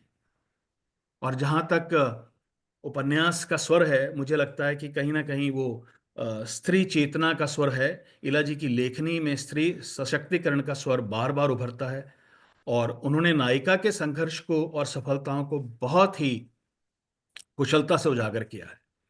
अब समय कम है, लेकिन मैं एक 2 मिनट में क्विकली से ये बता दूं कि इसमें सबसे अलग क्या है जो मुझे लगा, कि मुझे लगता है कृति और कृतिका का सबसे प्रभावशाली पहलू है उसकी नायिका का जुझारूपन। और यही जुझारूपन मुझे जो प्रेमचंद जी की पुस्तक निर्मला है उससे जुड़ता है। तो उसकी नायिका का जुझारूपन और कला के प्रति उसका समर्पण, समाज और पारिवारिक दबावों के बीच अपने सपनों को जीने का साहस, और इसके साथ ही कला को एक सामाजिक बदलाव के माध्यम से प्रस्तुत करना, मुझे लगता है इस उपन्यास को बहुत खास बनाता है। कृतिका किरदार जो है वो बहुत एक आदर्श रूप में खड़ा होता है, जो ये संदेश देता है कि व्यक्तिगत इच्छाओं और सामाजिक उत्तरदायित्वों के बीच संतुलन बनाना संभव है, बशर्ते आपको अपनी क्षमताओं पर विश्वास। इलाजी की लेखनी में न केवल कहानी बल्कि एक सोच, एक प्रेरणा और एक नई दिशा है, जो लंबे समय तक पाठकों के मन पर प्रभाव छोड़ती है। और इसका प्रमाण यह है कि किताब 2000 में आई और हम आज 2025 में इस पे चर्चा कर रहे हैं। तो ये किताब 2005 में आई थी। मैं, हाँ बिल्कुल, ये मेरे से गलती हुई। नहीं नहीं, तो कोई 2 बात नहीं, दशक भी बहुत लंबा समय होता है इलाजी। बहुत लंबा समय है जी। जी। तो समय कम है तो मैं ज़्यादा टाइम ना लेके इतना ही कहना चाहूँगा कि कृतिका जो है एक बहुत प्रतिभाशाली कलाकार हैं, जिनका जीवन कला के प्रति उसके जुनून और समाज की अपेक्षाओं के बीच संघर्ष से भरा है। और मुझे लगता है कि इस पुस्तक पे चर्चा केवल 1 घंटा नहीं और ज़्यादा होनी चाहिए और बार बार होनी चाहिए। तो समय की को देखते हुए मैं अपनी वाणी को विराम दूंगा और इला जी का अभिनंदन करता हूं और सबको जुड़ने के लिए बहुत बहुत धन्यवाद करता हूं। राकेश जी, आपने बहुत कम समय में बहुत कुछ कहा, और मैं पहले स्वागत कर दूं हमारे जितने श्रोतागण जुड़े हैं, मैं सबका धन्यवाद करती हूं। और हमारे मध्य में डॉक्टर राहुल सिद्धार्थ, जो कि हर्ष बालाजी के पति हैं, वो भी जुड़े हैं। और अगर किसी और का विशेष चाहें आप, मैं बताना चाहूं तो मैं जरूर बता दूंगी, क्योंकि आप सबने अपने परिवार, अपने मित्र, सबको आमंत्रित किया होगा। और विशेषकर इला जी, जिन्होंने जब ये पुस्तक लिखी थी या जहां भी ये रहती थी, और जो भी इनके मित्र हैं, और उन सबको भी आमंत्रित किया होगा। तो इला जी, आपकी तरफ से भी धन्यवाद कर देती हूँ। तो आपको मैं, अगर आप उनको अभी धन्यवाद करना चाहें तो आप जिसका भी नाम लेकर कहना चाहें तो एक कह दीजिए। मैं लिख दे रही हूँ इसमें स्वागत। चलिए, लिख बहुत दिया से लोग जी। बहुत अच्छे अच्छे संदेश भेज रहे हैं। और मैंने नोट किया था कि इस पुस्तक 2000 में नहीं, 2005 में प्रकाशित हुई है। तो उस गलती के लिए हम क्षमा चाहते हैं। तो मैं क्विकली एक जवाब दे देती हूँ। राकेश जी ने मुझे पूछा कि आपने ये पुस्तक क्यों चुनी या इसको क्यों स्वीकार किया। मेरे इस वर्ष कोशिश थी कि किसी पुस्तक के ऊपर बातचीत की जाए। और कब की जाए? हर माह कोई ना कोई कार्यक्रम करते हैं, तो कोशिश होगी कि अब इसको किसी तरह रेगुलेट किया जाए, या इसको इसको इसका अनुसरण करें। कब करते हैं, 1 महीने बाद, 2 महीने बाद, वो हम बाद में निर्णय लेंगे। तो मैंने इला जी को फोन किया, मैंने इला जी से बात की। तो इला जी की कुछ पुस्तकें, जैसे मैंने नाम लिया, उपनिषद के ऊपर हैं। देखिए, जिस चीज की मुझे अपने में विश्वास नहीं था कि मैं क्या उसके साथ न्याय कर पाऊंगी, मैं अपनी बात करती हूँ, मैं किसी और की नहीं। तो जब मैंने उनसे कहा कि अगर आप इन पुस्तकों की बजाय, अगर आपने कोई उपन्यास लिखा है तो इला जी अपना उपन्यास बता दीजिए। तो जैसे ही उन्होंने कृतिका कहा, तो मैंने कहा ठीक है। और एक बहुत ही दिलचस्प बात है कि इन्होंने मुझे ये कहा कि इस पुस्तक की, जो मैं अभी बता देती हूँ, वैसे मैंने प्रश्न भी पूछना था, कि इसकी जो पृष्ठभूमि है, तो रेलवे की बात हुई। ये मुझे इन्होंने पहले भी कभी कहा था कि इनके पति रेलवे में इंजीनियर की पदवी पर थे। तो मैंने कहा, मुझे भी रेलवे वालों का ज्ञान है। मेरे पिताजी, मेरा बड़ा भाई भी रेलवे में ही थे, और मेरे ससुराल में भी। और मेरे जेठ जो बॉम्बे में, वो भी इंजीनियर थे। तो कुछ भाषा का हमें ज्ञान था, तो मुझे लगा कि ये थोड़ी सी अच्छी, मेरे लिए आसान हो जाएगी। मैं इसको अपना स्वार्थ मानती हूँ, लेकिन पुस्तक के बारे में जो आप कह रहे हैं उसके बारे में हम चर्चा आगे चलाएंगे। तो राकेश जी, मैंने इस पुस्तक को इसलिए स्वीकार किया और आप देख सकते हैं कि सभी को बहुत आनंद आ रहा है। तो अब मैं कार्यक्रम को आगे बढ़ाते हुए, हमारे मध्य में है डॉक्टर हर्ष बाला शर्मा, जो कि Delhi university, Indraprastha college Delhi university से जुड़ी हैं। और इनका जो परिचय है, ये जहां तक मैं समझती हूँ, आप मुझे करेक्ट कर दीजिए, आप वहां पर प्रोफेसर तो हैं शायद, आजकल आप वहां पर अम, प्राचार्य हैं, आई मीन उपाचार्य वाइस प्राचार्य, अच्छा, रेखा जी हैं प्राचार्य, राइट? नहीं नहीं नहीं नहीं नहीं, डॉक्टर पूनम, प्रोफेसर पूनम कुमरिया हैं हमारे यहाँ प्राचार्य। अच्छा तो जी, जी ठीक है, सॉरी। तो ये वहां पर उप प्राचार्य हैं और अपने इंद्रप्रस्थ कॉलेज दिल्ली यूनिवर्सिटी में, और ये ICCR चेयर और स्विट्जरलैंड में ये विजिटिंग प्रोफेसर बनकर गई थी, और ड्यूक यूनिवर्सिटी में भी आई हैं। और इनके जो रिसर्च प्रोजेक्ट हैं वो नाटक और समाज और मनोभाषा विज्ञान पर मेजर रिसर्च जो इनकी है वो भी हुई है, इसके ऊपर, नाटक और समाज के ऊपर रिसर्च और डेवलपमेंट प्रोजेक्ट भी इन्होंने रंगमंच और स्त्री पर किया है। और भारतीय रंगमंच के सांस्कृतिक इतिहास पर वर्तमान में ICHR के साथ 2 वर्षीय प्रोजेक्ट में भी ये काफी संलग्न है, काफी काम कर रही हैं। और वर्तमान में यहाँ लिखा हुआ है, सॉरी, मैंने उपराचार्य एवं प्रोफेसर भी हैं। और इनके जो प्रकाशन है वो भाषा की औपनिवेशिक मानसिकता पर पुस्तक, हिंदी नाटक और हिंदी कहानी का इन्होंने संपादन किया है। भारतीय काव्य शास्त्र भी इनकी अपनी पुस्तक है। और फिर भी खाली रह जाती है जगह, इस पुस्तक का इन्होंने अनुवाद भी किया है। और लगभग 16 कहानियां जो कि लंबी और कुछ शब्द मैं गलत नहीं पढ़ना चाहती हूँ, लगभग 16 कहानियां इन्होंने प्रकाशित की हैं। और जो इनको अवार्ड मिले हैं वो 2009 में श्री APJ अब्दुल कलाम जी के द्वारा इनको विशिष्ट शिक्षक का सम्मान भी प्राप्त हुआ है। और ये प्रोफेसर तो है, असिस्टेंट प्रिंसिपल भी हैं, और लेखिका और काव्य रचना में भी इनकी बहुत ज्यादा दिलचस्पी है। और इनको तो मैं जब भी ये न्यूयॉर्क आती है तो हम मिलते हैं, और अभी हम अक्टूबर में भी मिले थे, पहले भी मिल चुके हैं। स्वागत है आपका।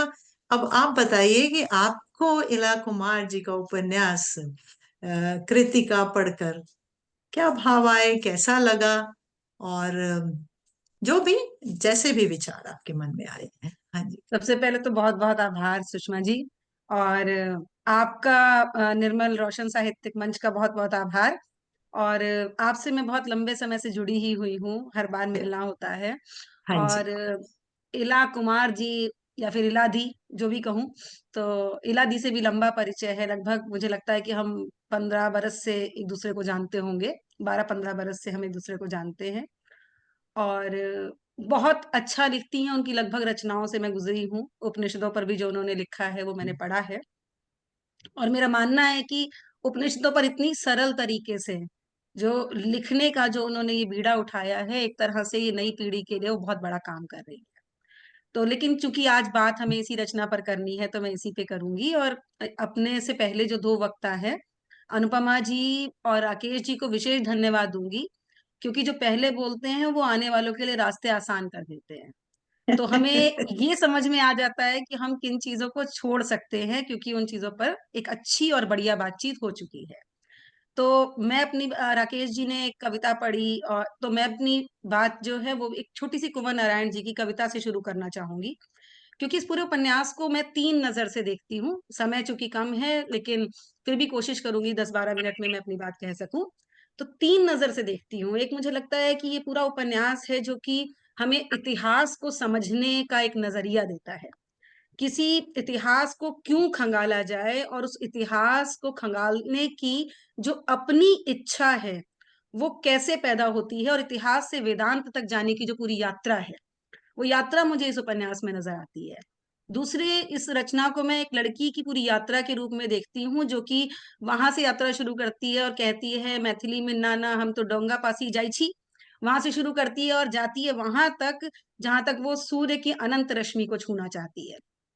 तो मुझे लगता है एक बहुत बड़ी यात्रा जो है, और इसके बिल्कुल बीचों बीच खड़ी है वो ब्यूरोक्रेसी, जिस ब्यूरोक्रेसी को हम सब चाहते हैं, लेकिन उस ब्यूरोक्रेसी की जो त्रासदियां हैं और उसके जो कष्ट हैं, उनको भी समझना उतना ही जरूरी होता है। तो जो उसको जी रहा है या उससे जो गुजर कर आगे बढ़ा है, वो भी उस तकलीफ को कैसे देखता है, और उसके माध्यम से पूरा समाज जो है जो बन सकता है, वो किस हद तक बिगड़ भी रहा है, इस पूरे सच को भी उन्होंने अपने इस उपन्यास में उठाया है। तो मैं दो पंक्ति कुंवर नारायण जी की लेकर वहां से अपनी बात शुरू करती हूँ। कुंवर नारायण जी की एक कविता है जिसमें वो लिखते हैं, एक शिलाखंड पर दो तिथियां, बीच की यश गाथाएं हमारी सामूहिक स्मृतियों में संचित है। कभी कभी मिल जाती हैं इस संचय में व्यक्ति की आकांक्षाएं और विवशताएं, तब जी उठता है दो तिथियों के बीच का वृतांत। तो मुझे लगता है कि ये उपन्यास इस दोनों तिथियों के बीच का वृतांत है। नाम रखा है कृतिका, और कृति डैश का। तो दो तरह से मैं इस नाम को पढ़ती हूँ। एक तो ये कि कृति यानी रचना, तो रचना के भीतर अगर आप उतरते हैं तो वहां क्या मिलता है। और दूसरा कृतिका, जो नायिका है, भारतीय ज्योतिष शास्त्र के अनुसार अगर चलें तो जो कृतिका नक्षत्र है वो 27 नक्षत्रों में से तीसरा नक्षत्र माना जाता है। ये एक नक्षत्र है जिसमें 6 तारे होते हैं जो अग्निशिखा के आकार में होते हैं।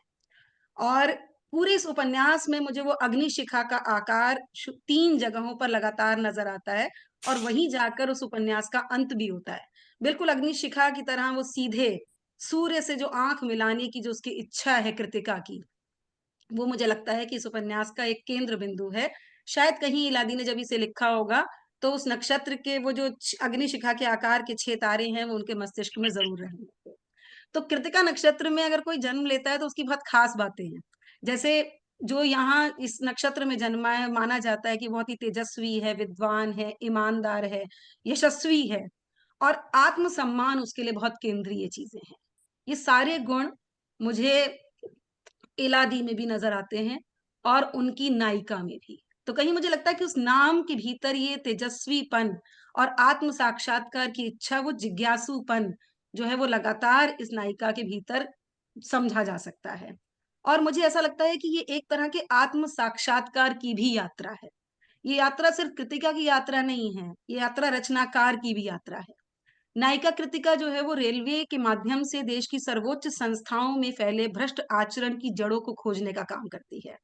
कहने को तो हम कह सकते हैं कि ये रेलवे के भीतर जो स्थितियां हैं उसे दिखाया गया, पर मुझे लगता है कि इसके माध्यम से देश की सर्वोच्च संस्थाओं में जो एक घुन लगता जा रहा है, उसकी तरफ भी बहुत बड़ा संकेत है।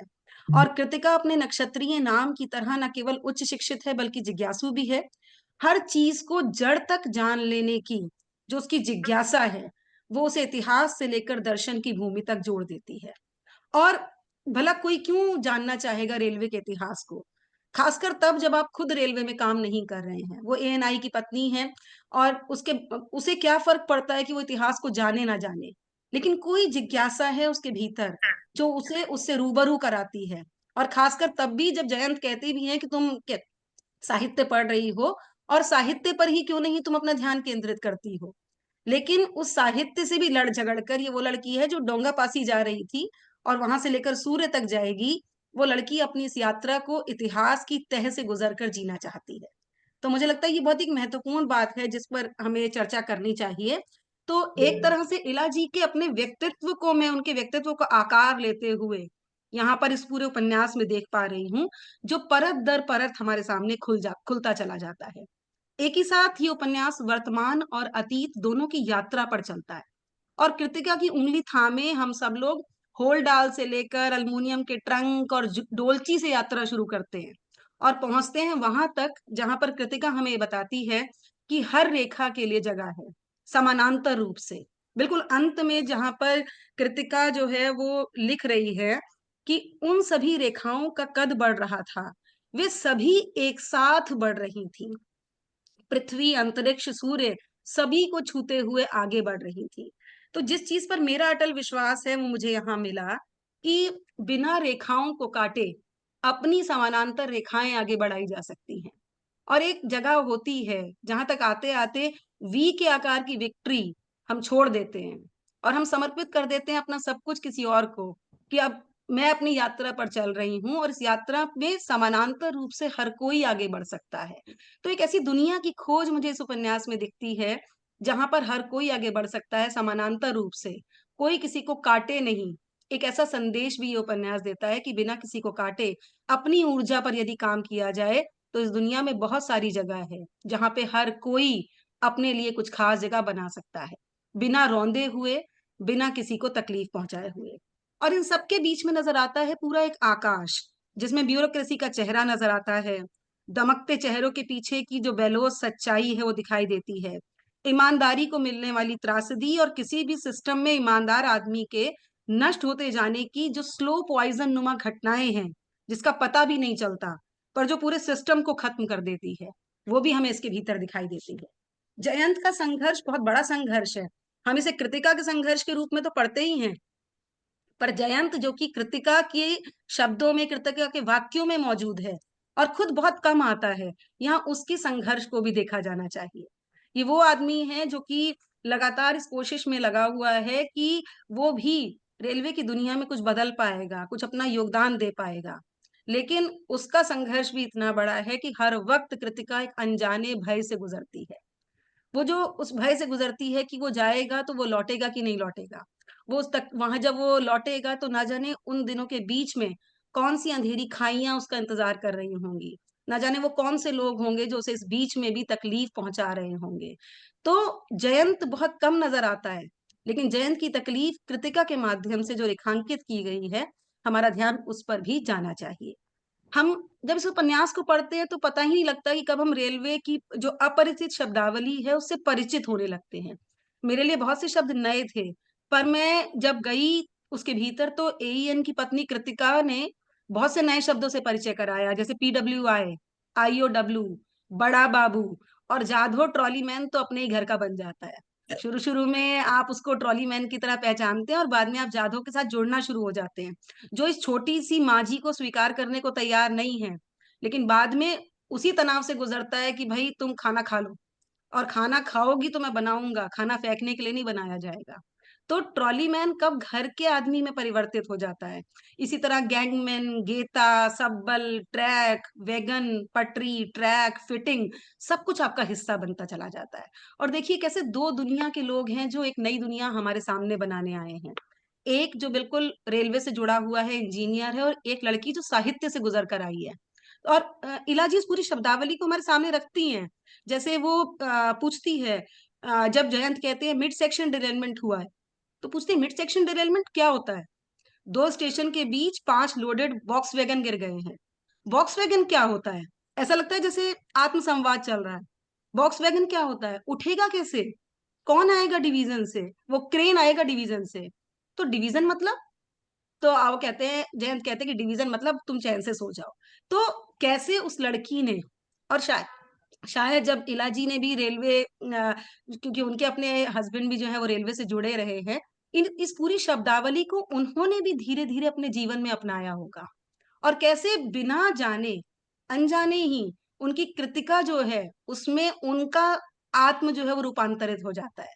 और वो कृतिका कहीं न कहीं जब आप उसे बार-बार छूते हैं तो आपको लगता है कि इलादी ने अपने आप इन शब्दों को सीखा होगा, इनको जिया होगा और कृतिका की दुनिया उनकी दुनिया से जुड़ती हुई भी हमें दिखाई देती है। तो लेकिन दूसरा जो हिस्सा मुझे लगता है इसका बड़ा महत्वपूर्ण है, वो है प्रकृति की झलक। आज आपने बताया कि प्रकृति दिवस भी है, पक्षियों का दिवस है। प्रकृति की झलक इस उपन्यास में हर जगह मौजूद है। जयंत रेलवे में इंजीनियर है, पर उसकी ऊर्जा और कृतिका की ऊर्जा अनमैच्ड है।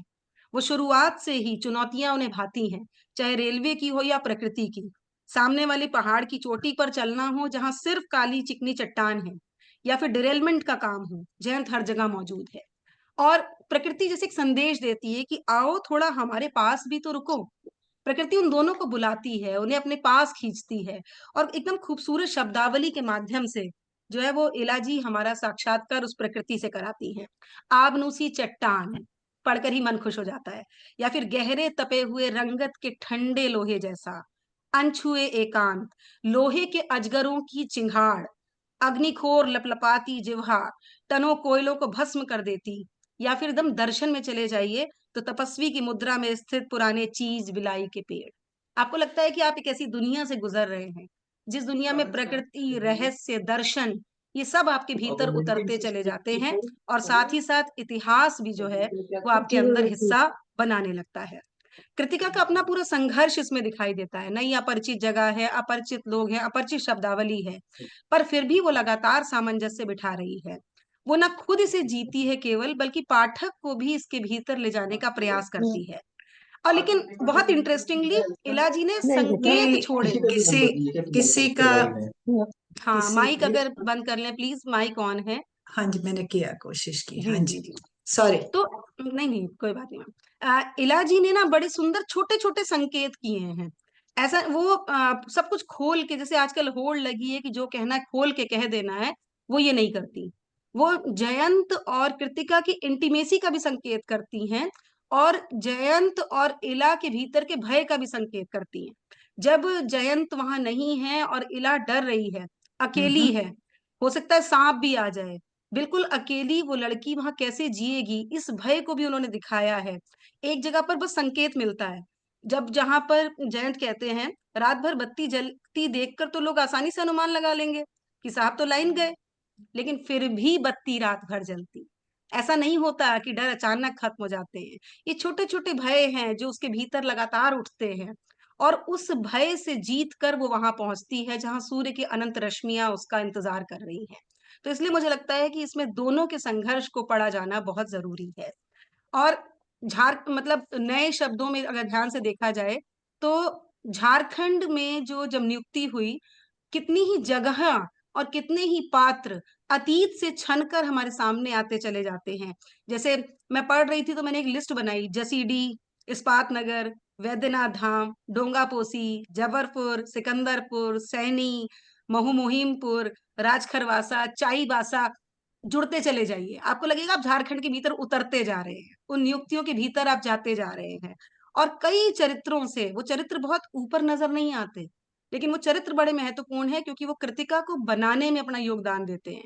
चाहे वो नीलिमा भाभी हो, चाहे कृतिका ने जिस माँ की सेवा की है, जहां पर दोनों के रोल रिवर्स हो गए हैं, चुनमुन भाई हो, छोटू टेलवा नौकर हो, पंडित जी हैं, दाई हैं, विजया राव हैं, ये सारे पात्र बहुत संकेतों के रूप में आते हैं। और इलादी, मुझे आपके उपन्यास की सबसे खूबसूरत बात लगी कि आपने सचमुच उधेड़ कर नहीं रखा, संकेत छोड़ दिए पाठक के लिए कि अब इन्हें पढ़िए और अपनी व्याख्याएं करिए। ये व्याख्याएं ही हैं जो पाठक को इसके साथ जोड़ती हैं और उसको अपना स्पेस देती हैं।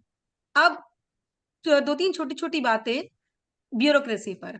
हम पहले भी बात कर चुके हैं, और अभी अनुपमा जी ने भी कहा और राकेश जी ने भी कहा कि ब्यूरोक्रेसी की जो स्थिति है उसे यहाँ पर उभारा गया है। दो तीन छोटे छोटे संकेत मिलते हैं। वे लिखती हैं, रेल की दुनिया में जब जब ये वृत्त जिस जिस अफसर ने रचा, बगल की लकीर को अपनी कार्यकुशलता, अपने उसूलों के बल पर छोटा होने दिया, उसे बाकी लोगों ने कभी माफ नहीं किया। ये वाक्य बहुत महत्वपूर्ण वाक्य है, इसे रेखांकित करके पढ़ा जाना चाहिए। ये रेल की दुनिया का नहीं, ये पूरी दुनिया का सच है। जब जब जो है वो बगल की लकीरों को लोगों ने अपनी अपनी कार्यकुशलता और अपने उसूलों से छोटा किया है, उसे लोग माफ नहीं करते। अक्सर लोग जो है वो उसको तकलीफ पहुंचाते हैं, क्योंकि हम उस दुनिया में जीते हैं जहां पर हमें अपनी रेखाएं बड़ी करने की आदत नहीं है, दूसरों की लकीरों को मिटाने का उत्साह ज्यादा रहता है। ऐसे में ये उपन्यास एक बहुत सकारात्मक संदेश देता है, और बिल्कुल अंत में जाके उस वाक्य को मैं फिर दोहरा रही हूँ जहां पर वो कहती हैं कि ये सभी रेखाएं अपने लिए जगह बना रही थी। मैं उस वाक्य को अंत में पढ़ूंगी। तो रचनाकार देश भर के एक पूरे वर्णिक कल्चर में बदलने की चर्चा करती हैं, पर रेलवे के माध्यम से।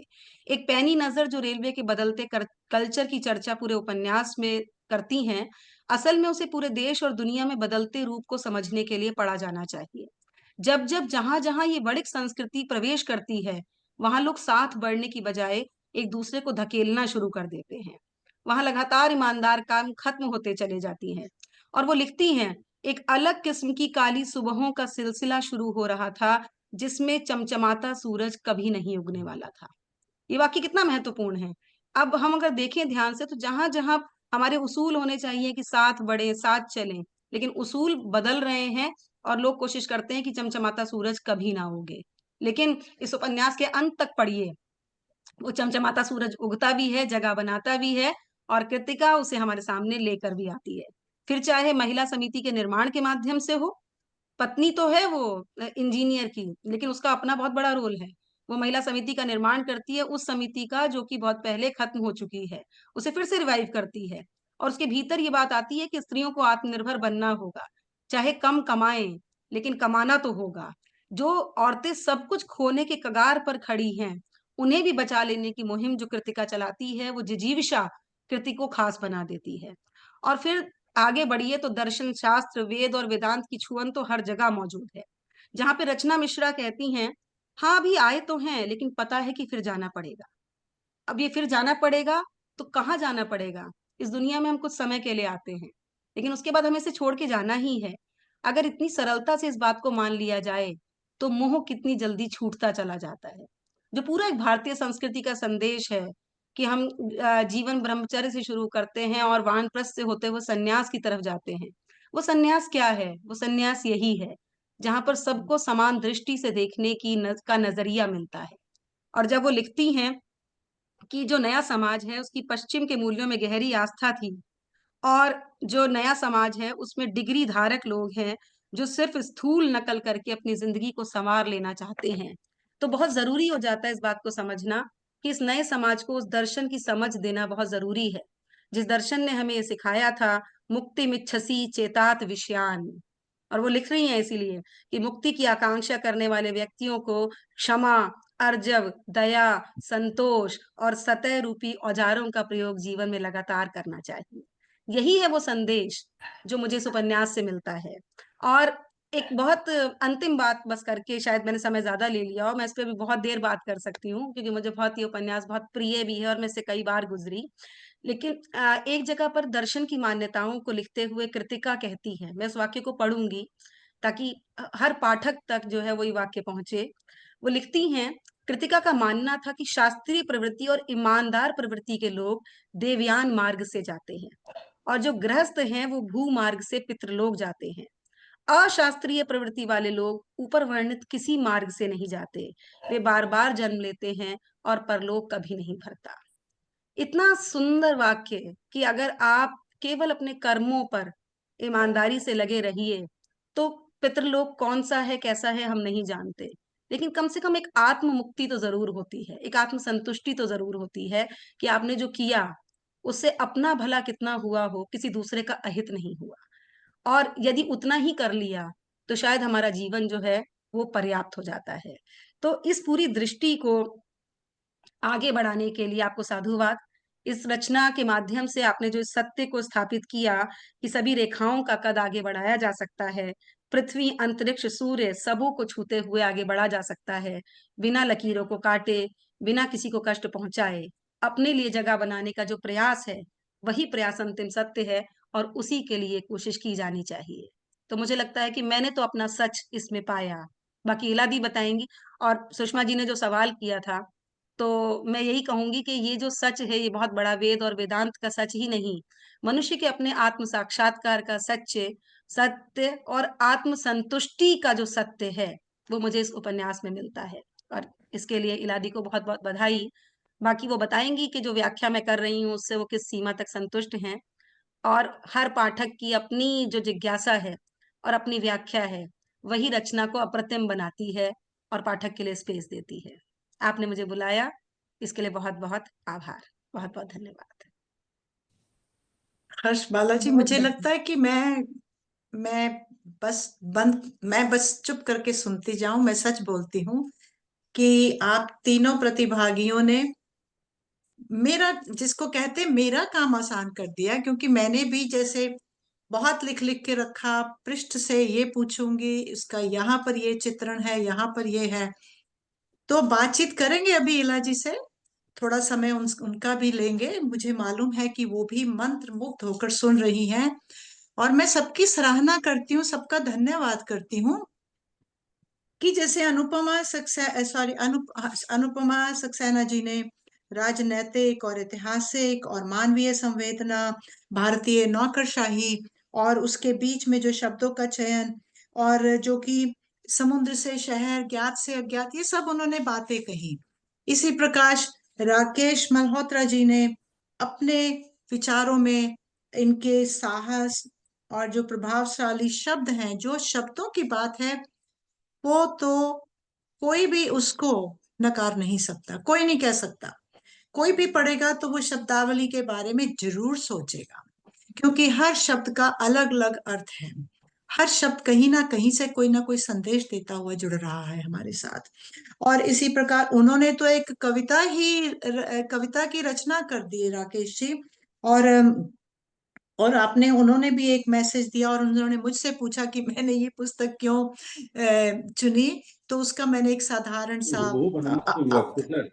अपने दिल से जो भी था एक कारण दे दिया। राजीव राजीव गिरी जी, आप प्लीज अपने आप को म्यूट कर लीजिए। आपका बहुत हमारे थैंक यू सो मच। तो मैं सॉरी। तो उसके बाद हर्ष बालाजी ने बहुत सारे जिसको बोलते हैं फैक्टर्स, सत्य और जो मुद्दे हैं, जो उद्देश्य लेकर आपने बताया, अपने इतिहास कहा। और आपने कहा कि ये लड़की की यात्रा शादी करवा कर अपने पति के साथ आती है, तो आगे उसने कहाँ से कहाँ वो ले जाती है, ब्यूरोक्रेसी हो गई। फिर आपने तो जो नक्षत्र का भी बता दिया, वो भी एक ज्ञान हम सबको, जो सुनने वाले श्रोतागण हैं, सबको प्राप्त हो रहा है। और एक आत्म साक्षात्कार है और ये संदेश देता है। मतलब इसके बारे में मैं अपने आप को ये सौभाग्यशाली मानती हूँ कि ये पुस्तक के बारे में चयन कैसे हो गया और इसको मैंने कैसे पढ़ा, आपने कैसे पढ़ा, क्योंकि आप लोग हिंदी के प्रोफेसर्स हैं। आप लोग इसको किस तरह पढ़ाएंगे या पढ़ाते हैं, एक एक पृष्ठ को लेकर आप इसके ऊपर ऐसे लिख सकते हैं, एक एक पंक्ति को लेकर आप उसके ऊपर लिख सकते हैं, और जो विद्यार्थी हैं उसको एनालाइज कर सकते हैं वो अपने शब्दों में। और फिर आपने दर्शन शास्त्र, जो कि मैं पहले कह रही हूँ कि इला कुमार जी दर्शन शास्त्र के साथ बहुत जुड़ी हुई हैं। और इला जी, अब मैं आपका परिचय अधिक ना देते हुए अब मैं आपको आमंत्रित करना चाहूंगी।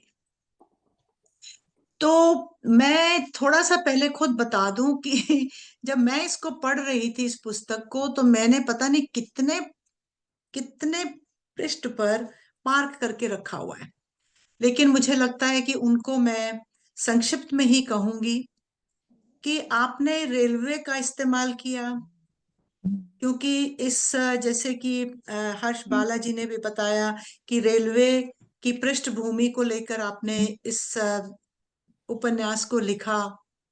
और हमारे मन में कई विचार हैं, कई प्रश्न हैं। तो मैं अपने प्रश्न पूछने से पहले थोड़ा सा बताना चाहूंगी कि जब आप लिख रही थी तो आप चारों ओर देखती हैं, और आप वर्तमान में भी जाती हैं, भूतकाल में, वर्तमान में है, लेकिन पिछले अपने बचपन के जीवन में चली जाती हैं, उसको भी आप इसके साथ जोड़ लेती हैं।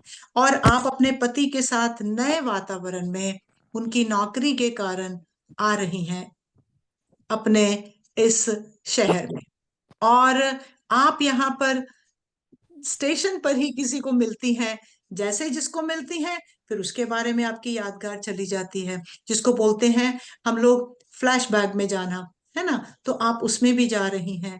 ये सब आपने एक इतनी निपुणता के साथ, इतनी योग्यता के साथ किया है कि उसके लिए प्रश्न करना या उसके लिए कुछ पूछना, तो आप खुद बताएंगी हमें कि ये सब क्या हो रहा था। फिर मन में आपके आ गया कि डोंगा पोसी में रहने जा रही हूँ, लेकिन मेरी माँ के बारे में, माँ की देख रेख, और उसका भी आपने जिक्र किया। तो अब मैं पूरे आपके उपन्यास के बारे में अगर चलना चाहूँ तो मैं एक एक पेज को लेकर, 27 पेज पर, फिर 36 पेज पर, पति के साथ खाना और खुद ना खाना जब तक पति घर वापस लौट कर नहीं आते हैं, क्योंकि मैं रेलवे की जैसे गैंगमैन, पीडब्ल्यूडी, और आपके हस्बैंड आपके सॉरी कृतिका के पति जयंत एईएन, तो मुझे, और डिरेलमेंट, और क्रेन आएगी, उसको जो भी है उससे मैं परिचित हूँ, मतलब। तो इसलिए मुझे लग रहा था कि मैं इसको समझ पा रही हूँ। लेकिन हम सभी ने अपने अपने विचार शब्दों में इस पुस्तक का संदेश दिया है जो उनको समझ लगा है। तो मैं आपसे, अगर आपकी आज्ञा है इला जी, तो अब मैं आपसे कुछ प्रश्न पूछकर आपको आमंत्रित करना चाहूंगी। आप तैयार हैं हम सबके मध्य में? बिल्कुल बिल्कुल, आप जो पूछें मैं तैयार हूँ, कोई मैं दिक्कत नहीं। कोशिश करती हूँ। अगर कोई प्रश्न सही नहीं है, ठीक नहीं लगे तो मुझे क्षमा कर दीजिएगा। नहीं नहीं नहीं, ऐसा मुझे नहीं लगता ऐसा कुछ होने वाला है। धन्यवाद। तो सबसे पहले तो मैं ये कहना चाहूंगी कि आप, जब मैंने आपका परिचय पढ़ा, आप तो विज्ञान की छात्रा रही हैं, BSc physics major, MSc physics में करा, और उसके बाद आपकी रुचि साहित्य की तरफ कैसे हो गई और कब हुई, क्यों हुई, जो भी आपके मन में हमारे साथ अगर आप साझा करें तो। जी बिल्कुल, मैं करती हूँ साझा। ये सही बात है कि मैं विज्ञान की छात्रा रही हूँ, लेकिन साहित्य मेरे साथ बहुत पहले से ही था, बहुत पहले से। जब मैं बहुत छोटी थी तो कई लंबी कविताएं कंठस्थ थी। और यह लघु सरिता का बहता जल कितना सुंदर कितना निर्मल, उस समय की यही सब कविता थी, हिमाद्रि तुरंग श्रृंग से। तो ये सब कविताएं बहुत बचपन की याद करती हूँ, तो ये सब मुझे याद था। और लोग पूछते थे तो पूरा का पूरा सुनाती थी बैठ के। अरे वाह, खैर, क्या बात है। तो यह बात भी कई बार याद करती हूँ कि रशियन लोक कथाएं पढ़ने के लिए मैं 9-10 साल की उम्र में शहर से बाहर गई, भाभी के साथ उनके मायके चली गई, जबकि मैं अपनी माँ को छोड़ के कभी नहीं कहीं गई थी। लेकिन वो किताब पढ़ने के लिए मैं दिसंबर की छुट्टियों में चली गई 1 हफ्ते के लिए, और 1 हफ्ते में मैंने वो तीनों वॉल्यूम रशियन लोक कथाओं की पढ़ डाली। तो मतलब मैं साहित्य को कैसे अपने से अलग करके बताऊं। और पढ़ाई लिखाई अपनी जगह चलती रही, और खाली समय में, चूंकि हमारा जो बचपन था उसमें बहुत ज्यादा आउटिंग और ये वो नहीं था, थोड़ा बहुत खेलने कूदने हम जाते थे, लेकिन बाकी समय पूरे समय मैं पढ़ती रहती थी। तो 7वीं 8वीं कक्षा में किशोर साहित्य का पूरा सेट मैंने पढ़ा था, जो काला गुलाब, बर्फ की रानी, रशियन, ये रॉबिन्सन क्रूसो, इनका जो एक खूब मोटा सेट आता है 12-14 किताबों का, वो पढ़ा था। और घर ऐसा था कि जहाँ लगभग हर पत्रिका आती थी, पराग, चंदा मामा, नंदन, धर्मयुग, हिंदुस्तान, सारिका, कल्याण, और दीदी और सरस्वती के बहुत पुराने पुराने अंक मेरी माँ के लिए हुए, खूब मोटे मोटे बंडल में बंधे हुए एक साथ। तो घर में पढ़ने की कभी कमी नहीं थी, लाइब्रेरी खूब अच्छी थी, और बस पढ़ना था। तो ये मैं कहूंगी कि घर बहुत बड़ा था, लोग वहाँ बहुत थे, लेकिन सभी बहुत मुझसे बड़े थे। तो घर में मेरे लिए बहुत एकांत था, बहुत सारे एकांत कोने थे। घर के चारों ओर का एक बागान था, एक खूब बड़ी सी और एक छोटी छत थी, अमरूद का एक घना वृक्ष था, जहाँ कभी कभी स्कूल से आने के बाद मैं उसके ऊपर चढ़ के पूरी शाम बैठी रहती थी और नीचे की हलचलों को देखती रहती थी। तो किताबें शुरू से मेरे साथ रही, यही मेरे अपने थे एक तरह से, मानो। और साहित्य किसी खास दिन, खास महीने, किसी साहित्यिक से मिलने के बाद, या किसी ग्रुप को ज्वाइन करने के बाद साहित्य मेरे पास नहीं आया। ये मुझे लगता है कि ये शुरू से जैसे इनबिल्ट रहा है मेरे साथ। मैं इसको अलग करके, पढ़ाई बाद में हुई, मतलब मैं साइंस पढ़ूंगी ये बाद में शायद तय हुआ होगा, लेकिन साहित्य तो पहले से ही था। बहुत बहुत आपका आभार। आपने बताया कि जो साहित्य है वो आपका बचपन से ही था, और ये जो बीएससी और एमएससी जो करी है आपने, वो बाद में की है, तो बहुत जी प्रसन्नता हुई।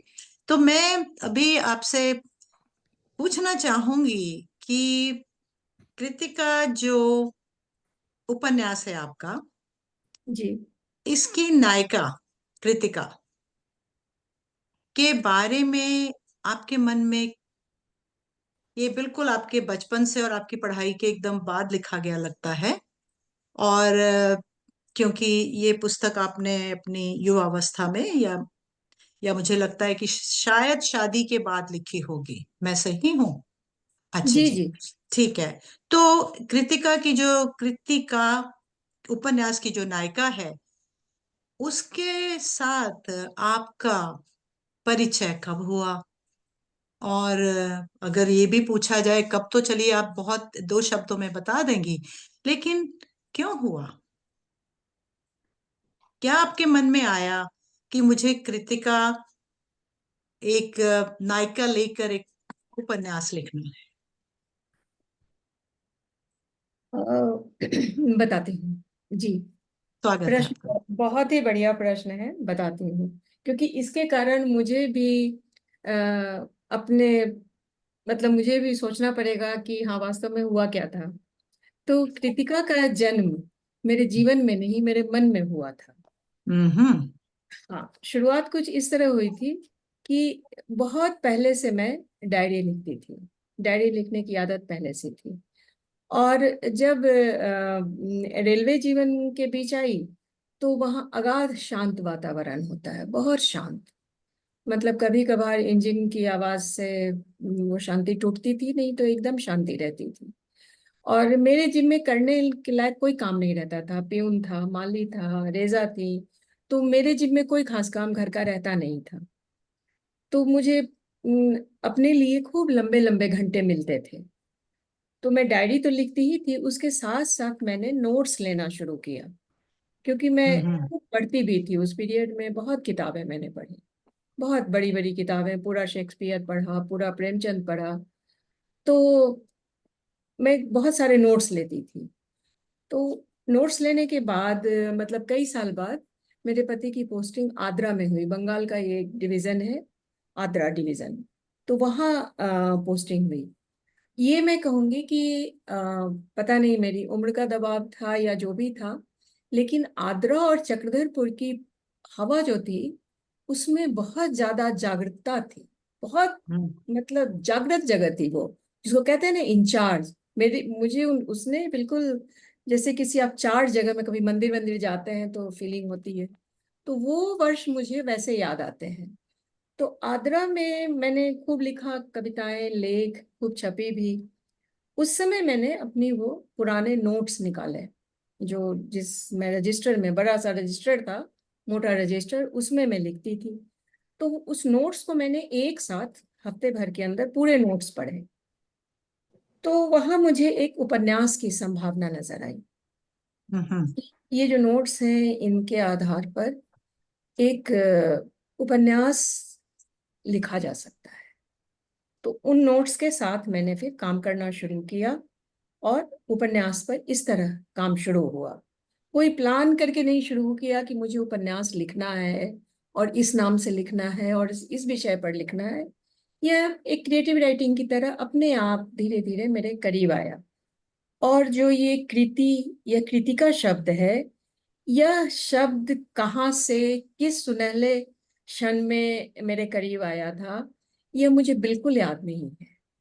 बिल्कुल नहीं। हालांकि हर्षवाला ने बहुत सुंदर इसका डिस्क्रिप्शन दिया कि ये नक्षत्र और ये और वो, लेकिन वाकई ये शब्द मेरे पास कब आया था, और उस समय मुझे थोड़ा भी गुमान नहीं था कि ये एक बड़ा काम, एक बड़ा महत्वपूर्ण काम मतलब मैं करने जा रही हूँ और ये उपन्यास रचने जा रही हूँ। तो ये शब्द अब कैसे आया?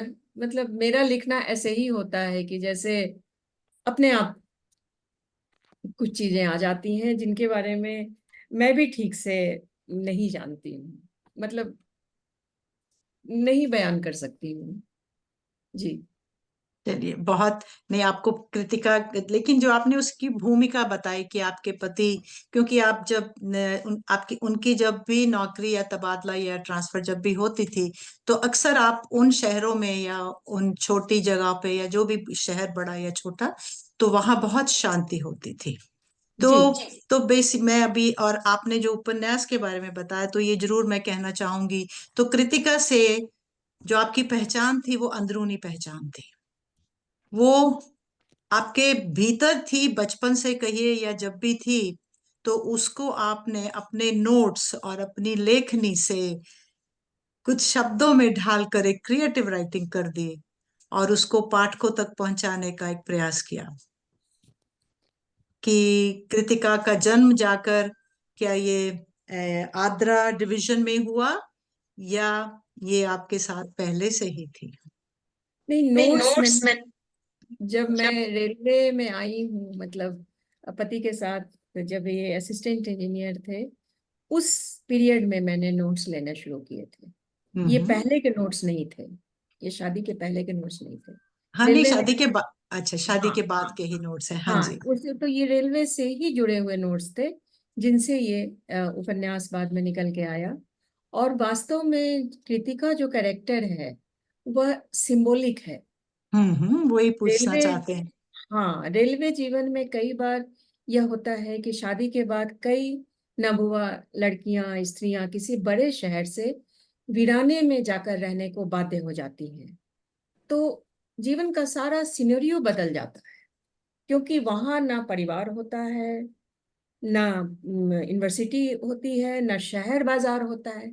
शहर बाजार भी नहीं होता है, मतलब आद्रा डिवीजन में वो एक कस्बा भी नहीं था, कस्बे से भी छोटा था, कस्बा भी थोड़ा दूर था, रघुनाथपुर, वो कस्बा भी नहीं था, केवल रेलवे कॉलोनी और टेरिटोरियल आर्मी बस। तो कुछ भी नहीं होता है, और साथ ही न ही पति का अनवरत संग साथी होता है, क्योंकि पति भी कभी बाहर चले जाते हैं और कई दिन के बाद लौटेंगे वो भी नहीं। तो ऐसे में ये रेलवे जीवन से स्त्रियां जो रूबरू होती हैं, तो कईयों को मानसिक उथल पुथल बहुत झेलना पड़ता है, बहुत झेलना पड़ता है। तो बाद में आपस में बहुत बार वो शेयर करती हैं, कभी लेडीज ग्रुप में, कभी रेलवे क्लब में बैठ गए एक जगह कुर्सी लगा के, और बहुत बातें होती हैं। खास करके जो इंजीनियर्स की, आईआरएस की जो वाइफ है, जो एएन के पोस्ट पर जिनके पति रह चुके हैं, तो वो कई बार पुरानी बातें करती हैं कि वहाँ जो नींबू का पेड़ था उसमें एक साथ 250 नींबू आते थे, हम तो नींबू लदा हुआ छोड़ के वहां से ट्रांसफर होके आ गए। कई बातें करती हैं कि हमने इतना सारा फूल लगाया और जब फूल खिलने का मौसम आया उसी समय निकल गए। फिर पाली हुई मुर्गियां थी, मतलब बहुत सारे शेयर वो करती हैं। तो वो जो शेयरिंग है, तो वो जो सुने गए कथ्य और तथ्य थे, उसके बिंब इस उपन्यास में भरे हुए हैं। मतलब मैं नहीं कहूंगी कि एक का है, लेकिन बहुत सारे इसमें बिंब उन किस्से कहानियों के हैं। और हर उपन्यास की तरह कुछ फंतासी भी है, और एक एक दो मेरी बिना मेरी जानकारी के मेरा भी कुछ इसमें, मतलब कुछ मेरा भी अनुभव एक है, जो जिसमें इन्होंने कहा, अनुपमा में ने कहा बिनी कोर्ट की बात, मिनी कोर्ट। मैंने पुस्तक में लिखा मिनी कोर्ट, लेकिन वाकई खड़गपुर में एक है रिहाइश, रेलवे कॉलोनी के अंदर रिहा मतलब खूब शानदार फ्लैट सिस्टम उस समय था, अभी है कि नहीं मैं नहीं जानती। उसका नाम था बिनी कोर्ट, और वहां की वो सच्ची घटना थी जिसको मैंने इसमें लिखा है, कि वहां वाकई उनके घर में जब हम गए थे, तो बच्चे सामने के कमरे से वो मुंह चिढ़ा रहे थे पर्दे के नीचे, क्योंकि उनको कहीं जाना था, और मुझे दिख रहा था और किसी को नहीं दिख रहा था। तो ये वाली घटना तो मेरे साथ घटी हुई घटना थी। तो ऐसे ही इसमें बहुत सारी कई घटनाएं हैं उस उपन्यास में, जो कि अलग अलग स्त्रियों के साथ घटी हुई थी। तो उनमें से कई घटनाएं मैंने डाली हैं जो किसी न किसी के साथ, तो वहां इसमें तो वो सच ही लगता है, लेकिन कब कहाँ ये बताना मुश्किल है जी। सुनी हुई जी बातें। नहीं, बिल्कुल, आप बिल्कुल बहुत बहुत ही अच्छा आप इसका चित्रण दे रही हैं। तो जैसे आपने कहा कि आपने वो जो सीन है वो बिल्कुल सत्य घटित हुआ है आपके साथ, तो मैं अब यहाँ से आपको ये पूछना चाहूंगी, तो आप अपने आप को कृतिका से कुछ रिलेट कर पाती हैं, या कर पाई थी, या आप कृतिका जो नायिका है उसके साथ अपने आप को रिलेट कर सकती हैं कुछ? देखिए, रिलेट करना इस मतलब में नहीं, कि जो आपके मन में है, हम्म। जो मन से निकला है, ठीक है। मतलब जो सूर्य किरणों को सूर्य से अलग नहीं कर सकते, कहा सही जाता बात है, बिल्कुल है। बिल्कुल तो सही कह रही है, हाँ जी। जी, तो ये तो मेरी ही रचना है, तो हम्म। मैं इससे स्वयं को अलग मतलब कैसे करके देखूं। लेकिन हाँ, मैंने इसमें जो जिसको कहते हैं कोई, जिसको कहते हैं सत्य घटनाओं पर आधारित नहीं है कुछ ऐसा, फंतासी भी है, लेकिन हाँ, हम्म। बहुत एक घटना जैसे मैंने बताई वो सही घटना थी, और वो भी कई लोगों से सुना हुआ, उसमें कुछ अपने मन की बात, कुछ और बात। तो उपन्यास तो उपन्यास है। जैसे चेकअप की कहानी पढ़ते हैं तो वो सही में दिखता है कि हम बाहर बेंच में बैठे हुए हैं और वो बंगले के अंदर रोशनी जल रही है। तो तो बिल्कुल आप सही कह रही हैं। तो क्योंकि हम कई बार जो पढ़ते हैं हमें सत्य लगता है, और कई बार नहीं। कुछ कुछ उपन्यास बिल्कुल काल्पनिक होते हैं, फिक्शन होते हैं। कुछ कंप्लीट नॉन फिक्शन होते हैं, जो कुछ थोड़े से बीच बीच में अकाल्पनिक और काल्पनिक होते हैं, जिसमें पृष्ठभूमि ले ली जाती है, लेकिन कहानी एक एक सत्य नायक या नायिका को लेकर बनाई जाती है।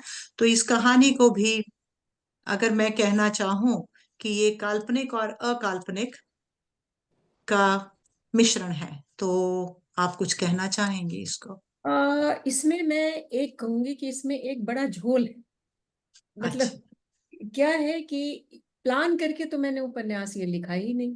बिल्कुल। ये जो नोट्स नोट्स थे, नोट्स को जब मैंने खूब अच्छे से पढ़ा तो मुझे लगा कि इसके अंदर एक उपन्यास की संभावना है। हम्म। तो इसकी रचना ही किसी और रास्ते से हुई। तो ये पहले मैं कह दूं कि इसको मैंने तय कर लिया कि ये नायक है, ये नायिका है, ये घटना है, वैसा कुछ भी तय नहीं किया। जैसे मैं कविता लिखती हूँ, कविता मेरे करीब आती है, मैं उसको लिख देती हूँ, लिखने के बाद खुद भी पढ़ती हूँ। तो ये उपन्यास भी मोर और लेस वैसा ही है कि मैं ये नहीं कह सकती कि मैंने इसको मतलब मैंने इसको रचा जरूर है, लेकिन एक खाका खींच के, एक फ्रेम बना के, इसको यहाँ उसको वहां रख के ऐसे इसकी रचना नहीं हुई। और जी नहीं, आप पूरा कर दीजिए जो आपके मन में विचार है। तो नहीं, बस यही अ- विचार है। अच्छा।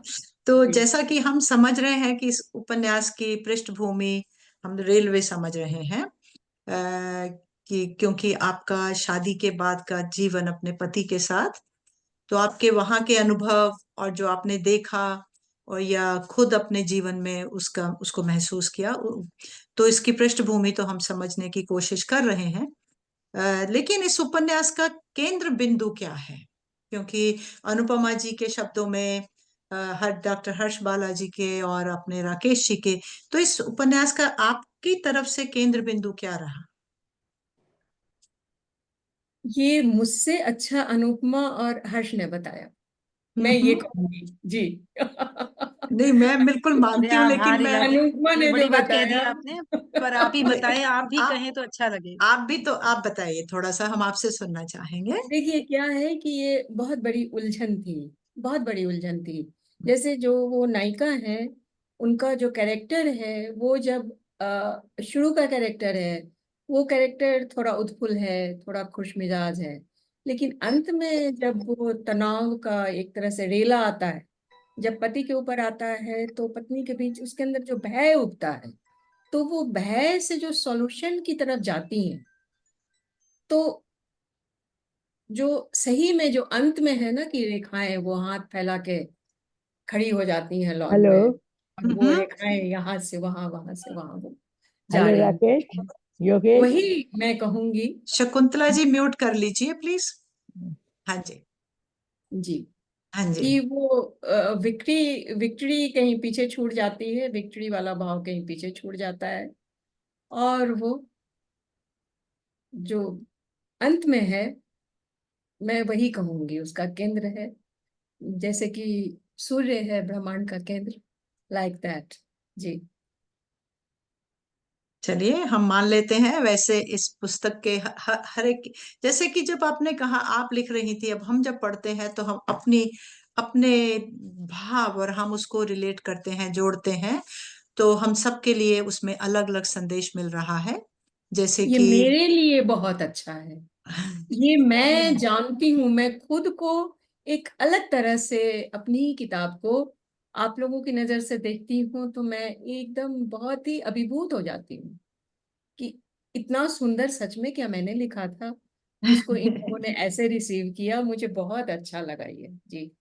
नहीं, इलाजी बहुत अच्छा उपन्यास है, और उसकी भाषा, जैसे मैंने आपसे पहले भी कहा था और आपसे पूछा भी था कि चलिए उस प्रश्न को मैं अलग तरीके से फिर पूछना चाहूंगी और बताना चाहूंगी कि जो जो संदेश है, देखिए, किसी को उसमें प्रकृति का मिला संदेश कि आपने उसको प्रकृति से जोड़ा है, किसी को उसमें दर्शन शास्त्र दिखा, किसी को उसमें महिला के लिए आत्मनिर्भर होने के लिए जो आपने कृतिका नायिका के माध्यम से आपने महिला समिति की स्थापना की, ठीक है, और अलग अलग संदेश हैं इस पुस्तक में। तो उसको मैं थोड़ा सा अलग छोड़ते हुए आपसे ये पूछना चाहूंगी कि आपकी नायिका कृतिका ने रेलवे का इतिहास पढ़ा, क्योंकि आप शुरू से पढ़ने की इतनी शौकीन हैं, तो आप ये मुझे बस संक्षिप्त में बता दीजिए कि आपने सचमुच रेलवे का इतिहास पढ़ा था?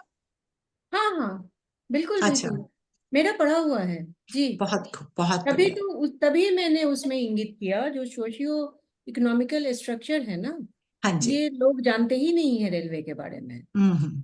तो है ना कि कुछ तथ्य कथ्य और कुछ फंतासी। तो ठीक है। ये रेलवे के इतिहास से ही ये सूत्र मेरे पास आया कि जो रेलवे का सोशियो इकोनॉमिकल स्ट्रक्चर रचा गया 1950 के आसपास, बड़ा ही षड्यंत्रित था वो, बहुत ज्यादा षड्यंत्रित था। उसमें मतलब वो मिनिस्टर के हाथ के नीचे रेलवे बोर्ड के सीआरबी को रख दिया गया।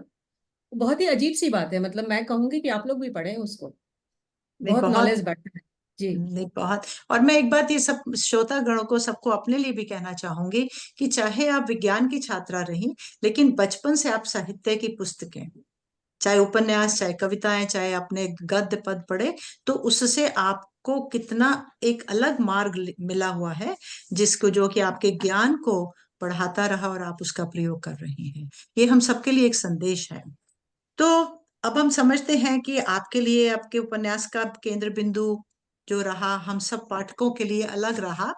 तो अगर हम इसको एक ब्यूरोक्रेसी के या नौकरशाही के माध्यम से लेते हैं, तो उसको क्या आपने अपने रेलवे के पूरे जीवन में महसूस किया, अनुभव किया कि नहीं? देखिए, परिचय ही नौकरशाही से मेरा रेलवे में आने के बाद हुआ। हम्म। उसके पहले नौकरशाही के बारे में मैं कुछ भी नहीं जानती थी, बिल्कुल नहीं। अ, तो उसके बाद मैं धीरे धीरे इससे परिचित हुई, और जब, जिसको कहते हैं कि डे टू डे का लाइफ, दिन प्रतिदिन का जीवन, जब इस नौकरशाही के तले आक्रांत होता चला गया, जिसको कहते हैं कि जहां हम रहते हैं उस पूरे घर पर इस नौकरशाही की छाया हर समय मंडराती रहती थी, तब मैंने इस कठोर प्रणाली के बारे में सोचना शुरू किया था। अलग अलग पक्षों पर विचार करना शुरू किया था, सिर्फ रेलवे टेक्नोक्रेट्स के बारे में नहीं, ब्यूरोक्रेटिक प्रणाली के बारे में भी बहुत सारे सत्यों को जानने की मैंने कोशिश की, अभी भी करती हूँ। और उस क्रम में एक बहुत बड़ी बात जो समझ में आई, वो मेरी समझ में आई कि जीवन शैली के बीच भारतीयता और अभारतीयता की बात, हम्म। पूरे भारत में, पूरे सभी भारतीयों के बीच में भारतीयता और अभारतीयता का स्वभाव, इसका व्यवहार जो घुला मिला हुआ है, इसके बारे में हम सबों को हमेशा सोचना चाहिए। भारतीयता का पक्ष और अभारतीयता का पक्ष छोटे छोटे बातों में हमारे जीवन में उजागर हो जाता है। जैसे कि एक बिजनेसमैन है, वह दूसरे के 1 लाख रुपए दबा लेता है, नहीं लौटाता बिना किसी शर्म संकोच के। और एक रिक्शा वाला है, वो आपके 10 रुपए लौटा के, और जब वो मुस्कुराता है आपके सामने खुशी से, तो वो भारतीयता देखने वाली चीज है। तो ये भारतीयता और अभारतीयता का फर्क बहुत गहराई तक घुला मिला हुआ है, और ये नौकरशाही की बदौलत ही शायद है, शायद। लेकिन ये बात मेरी समझ में बहुत अच्छी तरह आई रेलवे की अब नौकरशाही की। ठीक है, तो आपने जो समझाया और जो आपने चित्रण दिया एक बिजनेसमैन का और एक रिक्शा वाले का, तो वो मतलब हम समझ सकते हैं। हाँ जी। मतलब मोटा मोटी एक हाँ, बड़े पक्ष में, हाँ। बिल्कुल, आपने महसूस की, और वास्तव में हम सब अपने जीवन में किसी ना किसी अनुभव से नौकरशाही को भुगतते हैं, महसूस करते हैं, सहते हैं और उसके नीचे दबते भी हैं। बिल्कुल। तो मैं अभी और चर्चा जितना भी चाहूं इला जी, मैं आपसे बातचीत कर सकती हूँ, लेकिन समय और सभी श्रोतागण भी बहुत देर से जुड़े हुए हैं। तो मैं सभी का धन्यवाद करते हुए, लेकिन आपको अभी मैं 5 मिनट और रोकना चाहूंगी। जरूर। जो आपकी पुस्तक का अंतिम अध्याय है, जिसमें जी। आपने आसमान से दोनों बाहों को कंधों की सिधाई में फैलाया और क्षितिज को आर पार जोड़ने वाली सीधी रेखा में, और लेकिन जो मैं लेकर जाना चाहूंगी वहां पर, कि उन सभी रेखाओं का, मैं उसको अंतिम पंक्तियां पढ़कर आपसे प्रश्न पूछूंगी कि उन सभी रेखाओं का कद बढ़ रहा था, वे सभी एक साथ बढ़ रही थी, वे पृथ्वी, अंतरिक्ष, सूर्य सबों को छूती हुई आगे बढ़ रही थी। तभी कृति ने क्षितिज से उठकर आकाश में आकारित होने वाले उस वृत्त को महसूसने की चेष्टा की, जो सूर्य की परिक्रमा रेखा के समक्ष स्वयं को सुनहले वृत्तात्मक ढंग से पसार रहा था। कृतिका ने उस सुनहले वृत्त के परिप्रेक्ष्य में अपनी उपस्थिति के दर्ज होने के क्रम में स्वयं को फिर एक बार देखा, और तब यहां पर आपका उपन्यास समाप्त हो जाता है। तो आपने इस तरह अचानक इसको समाप्त कर दिया, और कोई इसका कारण, या आप विचार कर रही हैं उसको आगे लिखने की? क्या इसका कोई नया अंश आएगा? क्या कृतिका नंबर 2 लिखा जाएगा? आपके मन में क्या विचार था कि आपने वहां पर अपने उपन्यास को अचानक समाप्त कर दिया? देखिए, ये जो उपन्यास है, इसमें अचानक, आपने कहा अचानक, ये सही है। तो इसके अंतिम शब्द मेरे मन में जब आए थे, उस मिनट को, उस समय को मैं चाहने पर अभी भी देख पाती हूँ। वह नागपुर की एक शाम थी, बड़ी ही, बहुत ही भव्य शाम थी वो मेरे लिए। मैं वहाँ, एक छत्रपति चौक है, तो छत्रपति चौक के इस तरफ शहर है, उधर बड़दा रोड है, बड़दा है। तो मैं बड़दा रोड से लौट रही थी, तो मुझे अभी भी याद है कि छत्रपति स्क्वायर पर पहुंचने के पहले, लगभग 2 मकान पहले, वो एक ब्लू मारुति वैगन थी।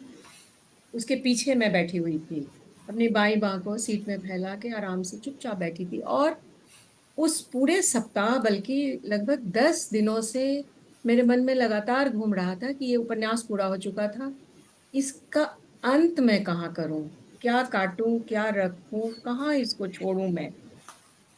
मतलब ये विश्वास करने वाली बात तो नहीं है, लेकिन उसी उसी समय, मतलब जब कभी कार चलती है या ट्रेन चलती है, तो मैंने बहुत सारी अच्छी कविताओं को लिखा है, बहुत सारी रचना मेरे, मतलब गति के साथ वो आती है मेरे पास। उसी समय, उसी मारुति वैगन में बैठे हुए मेरे मन में ये शब्द आए, और तब मुझे समझ में आ गया। मतलब ये कि उपन्यास को पूरा कर लेने वाली हूँ अब।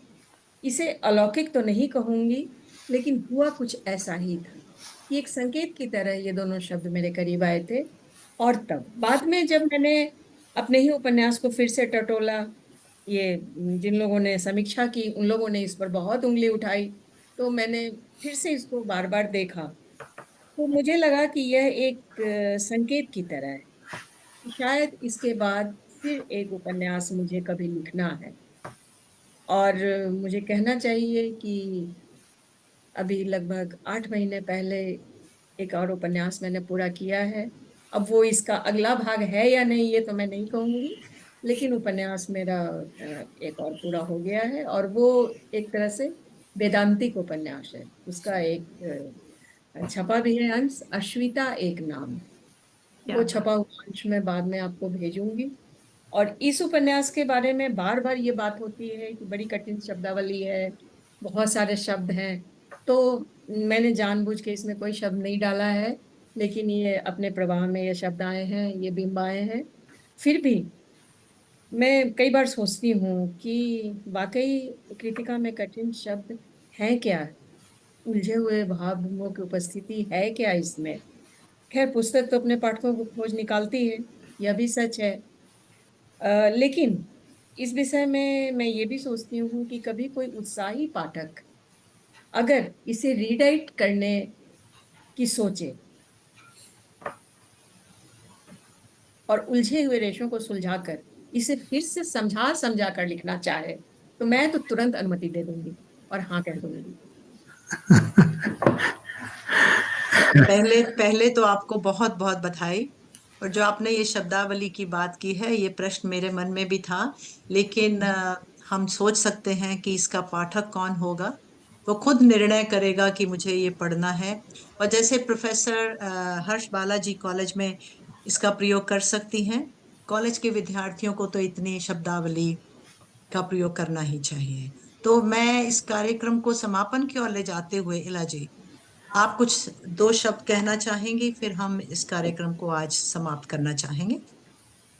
मैं आभार आभार और आभार कहना चाहूंगी, आपको भी, अनुपमा को भी, और हर्षवाला को भी, राकेश जी को भी विशेष रूप से, कि आप लोगों ने जो मेरी पुस्तक की समीक्षा की, इसके बारे में जो भी कहा, वह मेरे लिए, मतलब क्या कहूँ, मेरे लिए बहुत ही अलग था।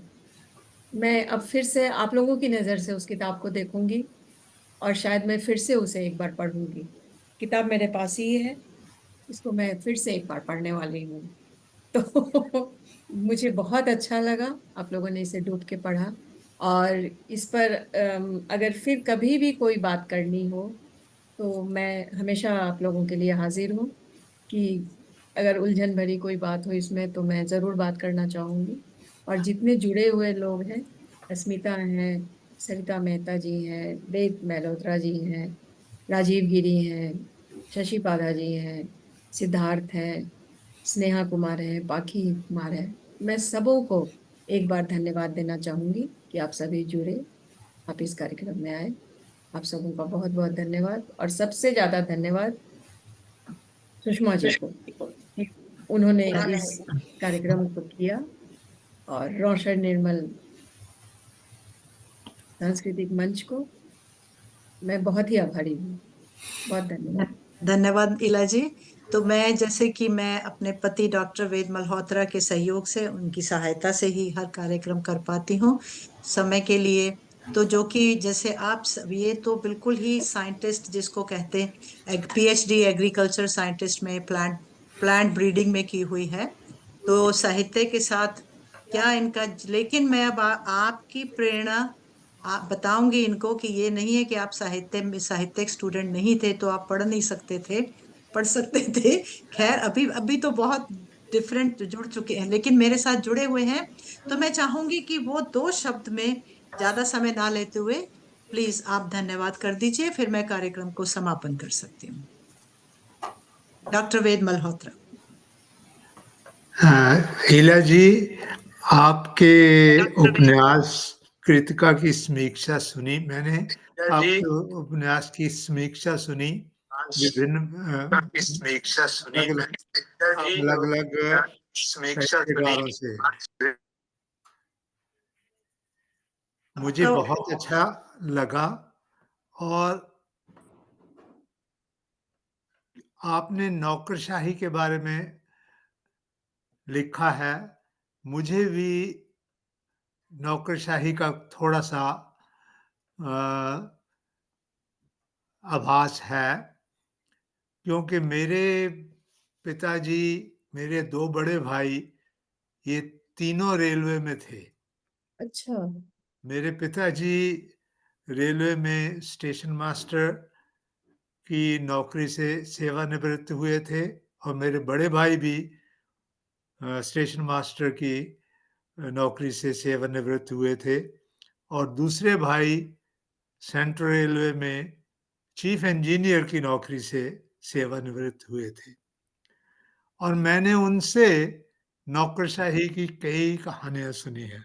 मैं तो छोटा था, पर मैंने उन तीनों से ही, पिताजी ने भी सुनाई जो उनके साथ हुआ, बड़े भाई ने भी सुनाई जो उनके साथ हुआ, और जो चीफ इंजीनियर थे उनके साथ भी हुआ। उनकी तो एक बार इस नौकरशाही की वजह से बॉम्बे से झांसी में ट्रांसफर कर दिया गया।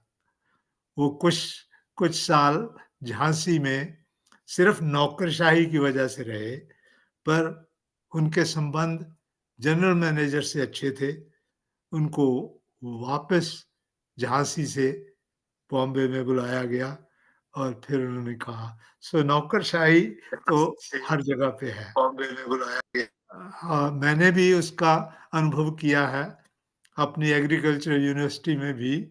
मैंने भी अनुभव किया है थोड़ा बहुत, तो वो मुझे अच्छा लगा। और जो समीक्षा की है जन साहित्यकारों ने, उन्होंने बहुत अच्छी समीक्षा की है।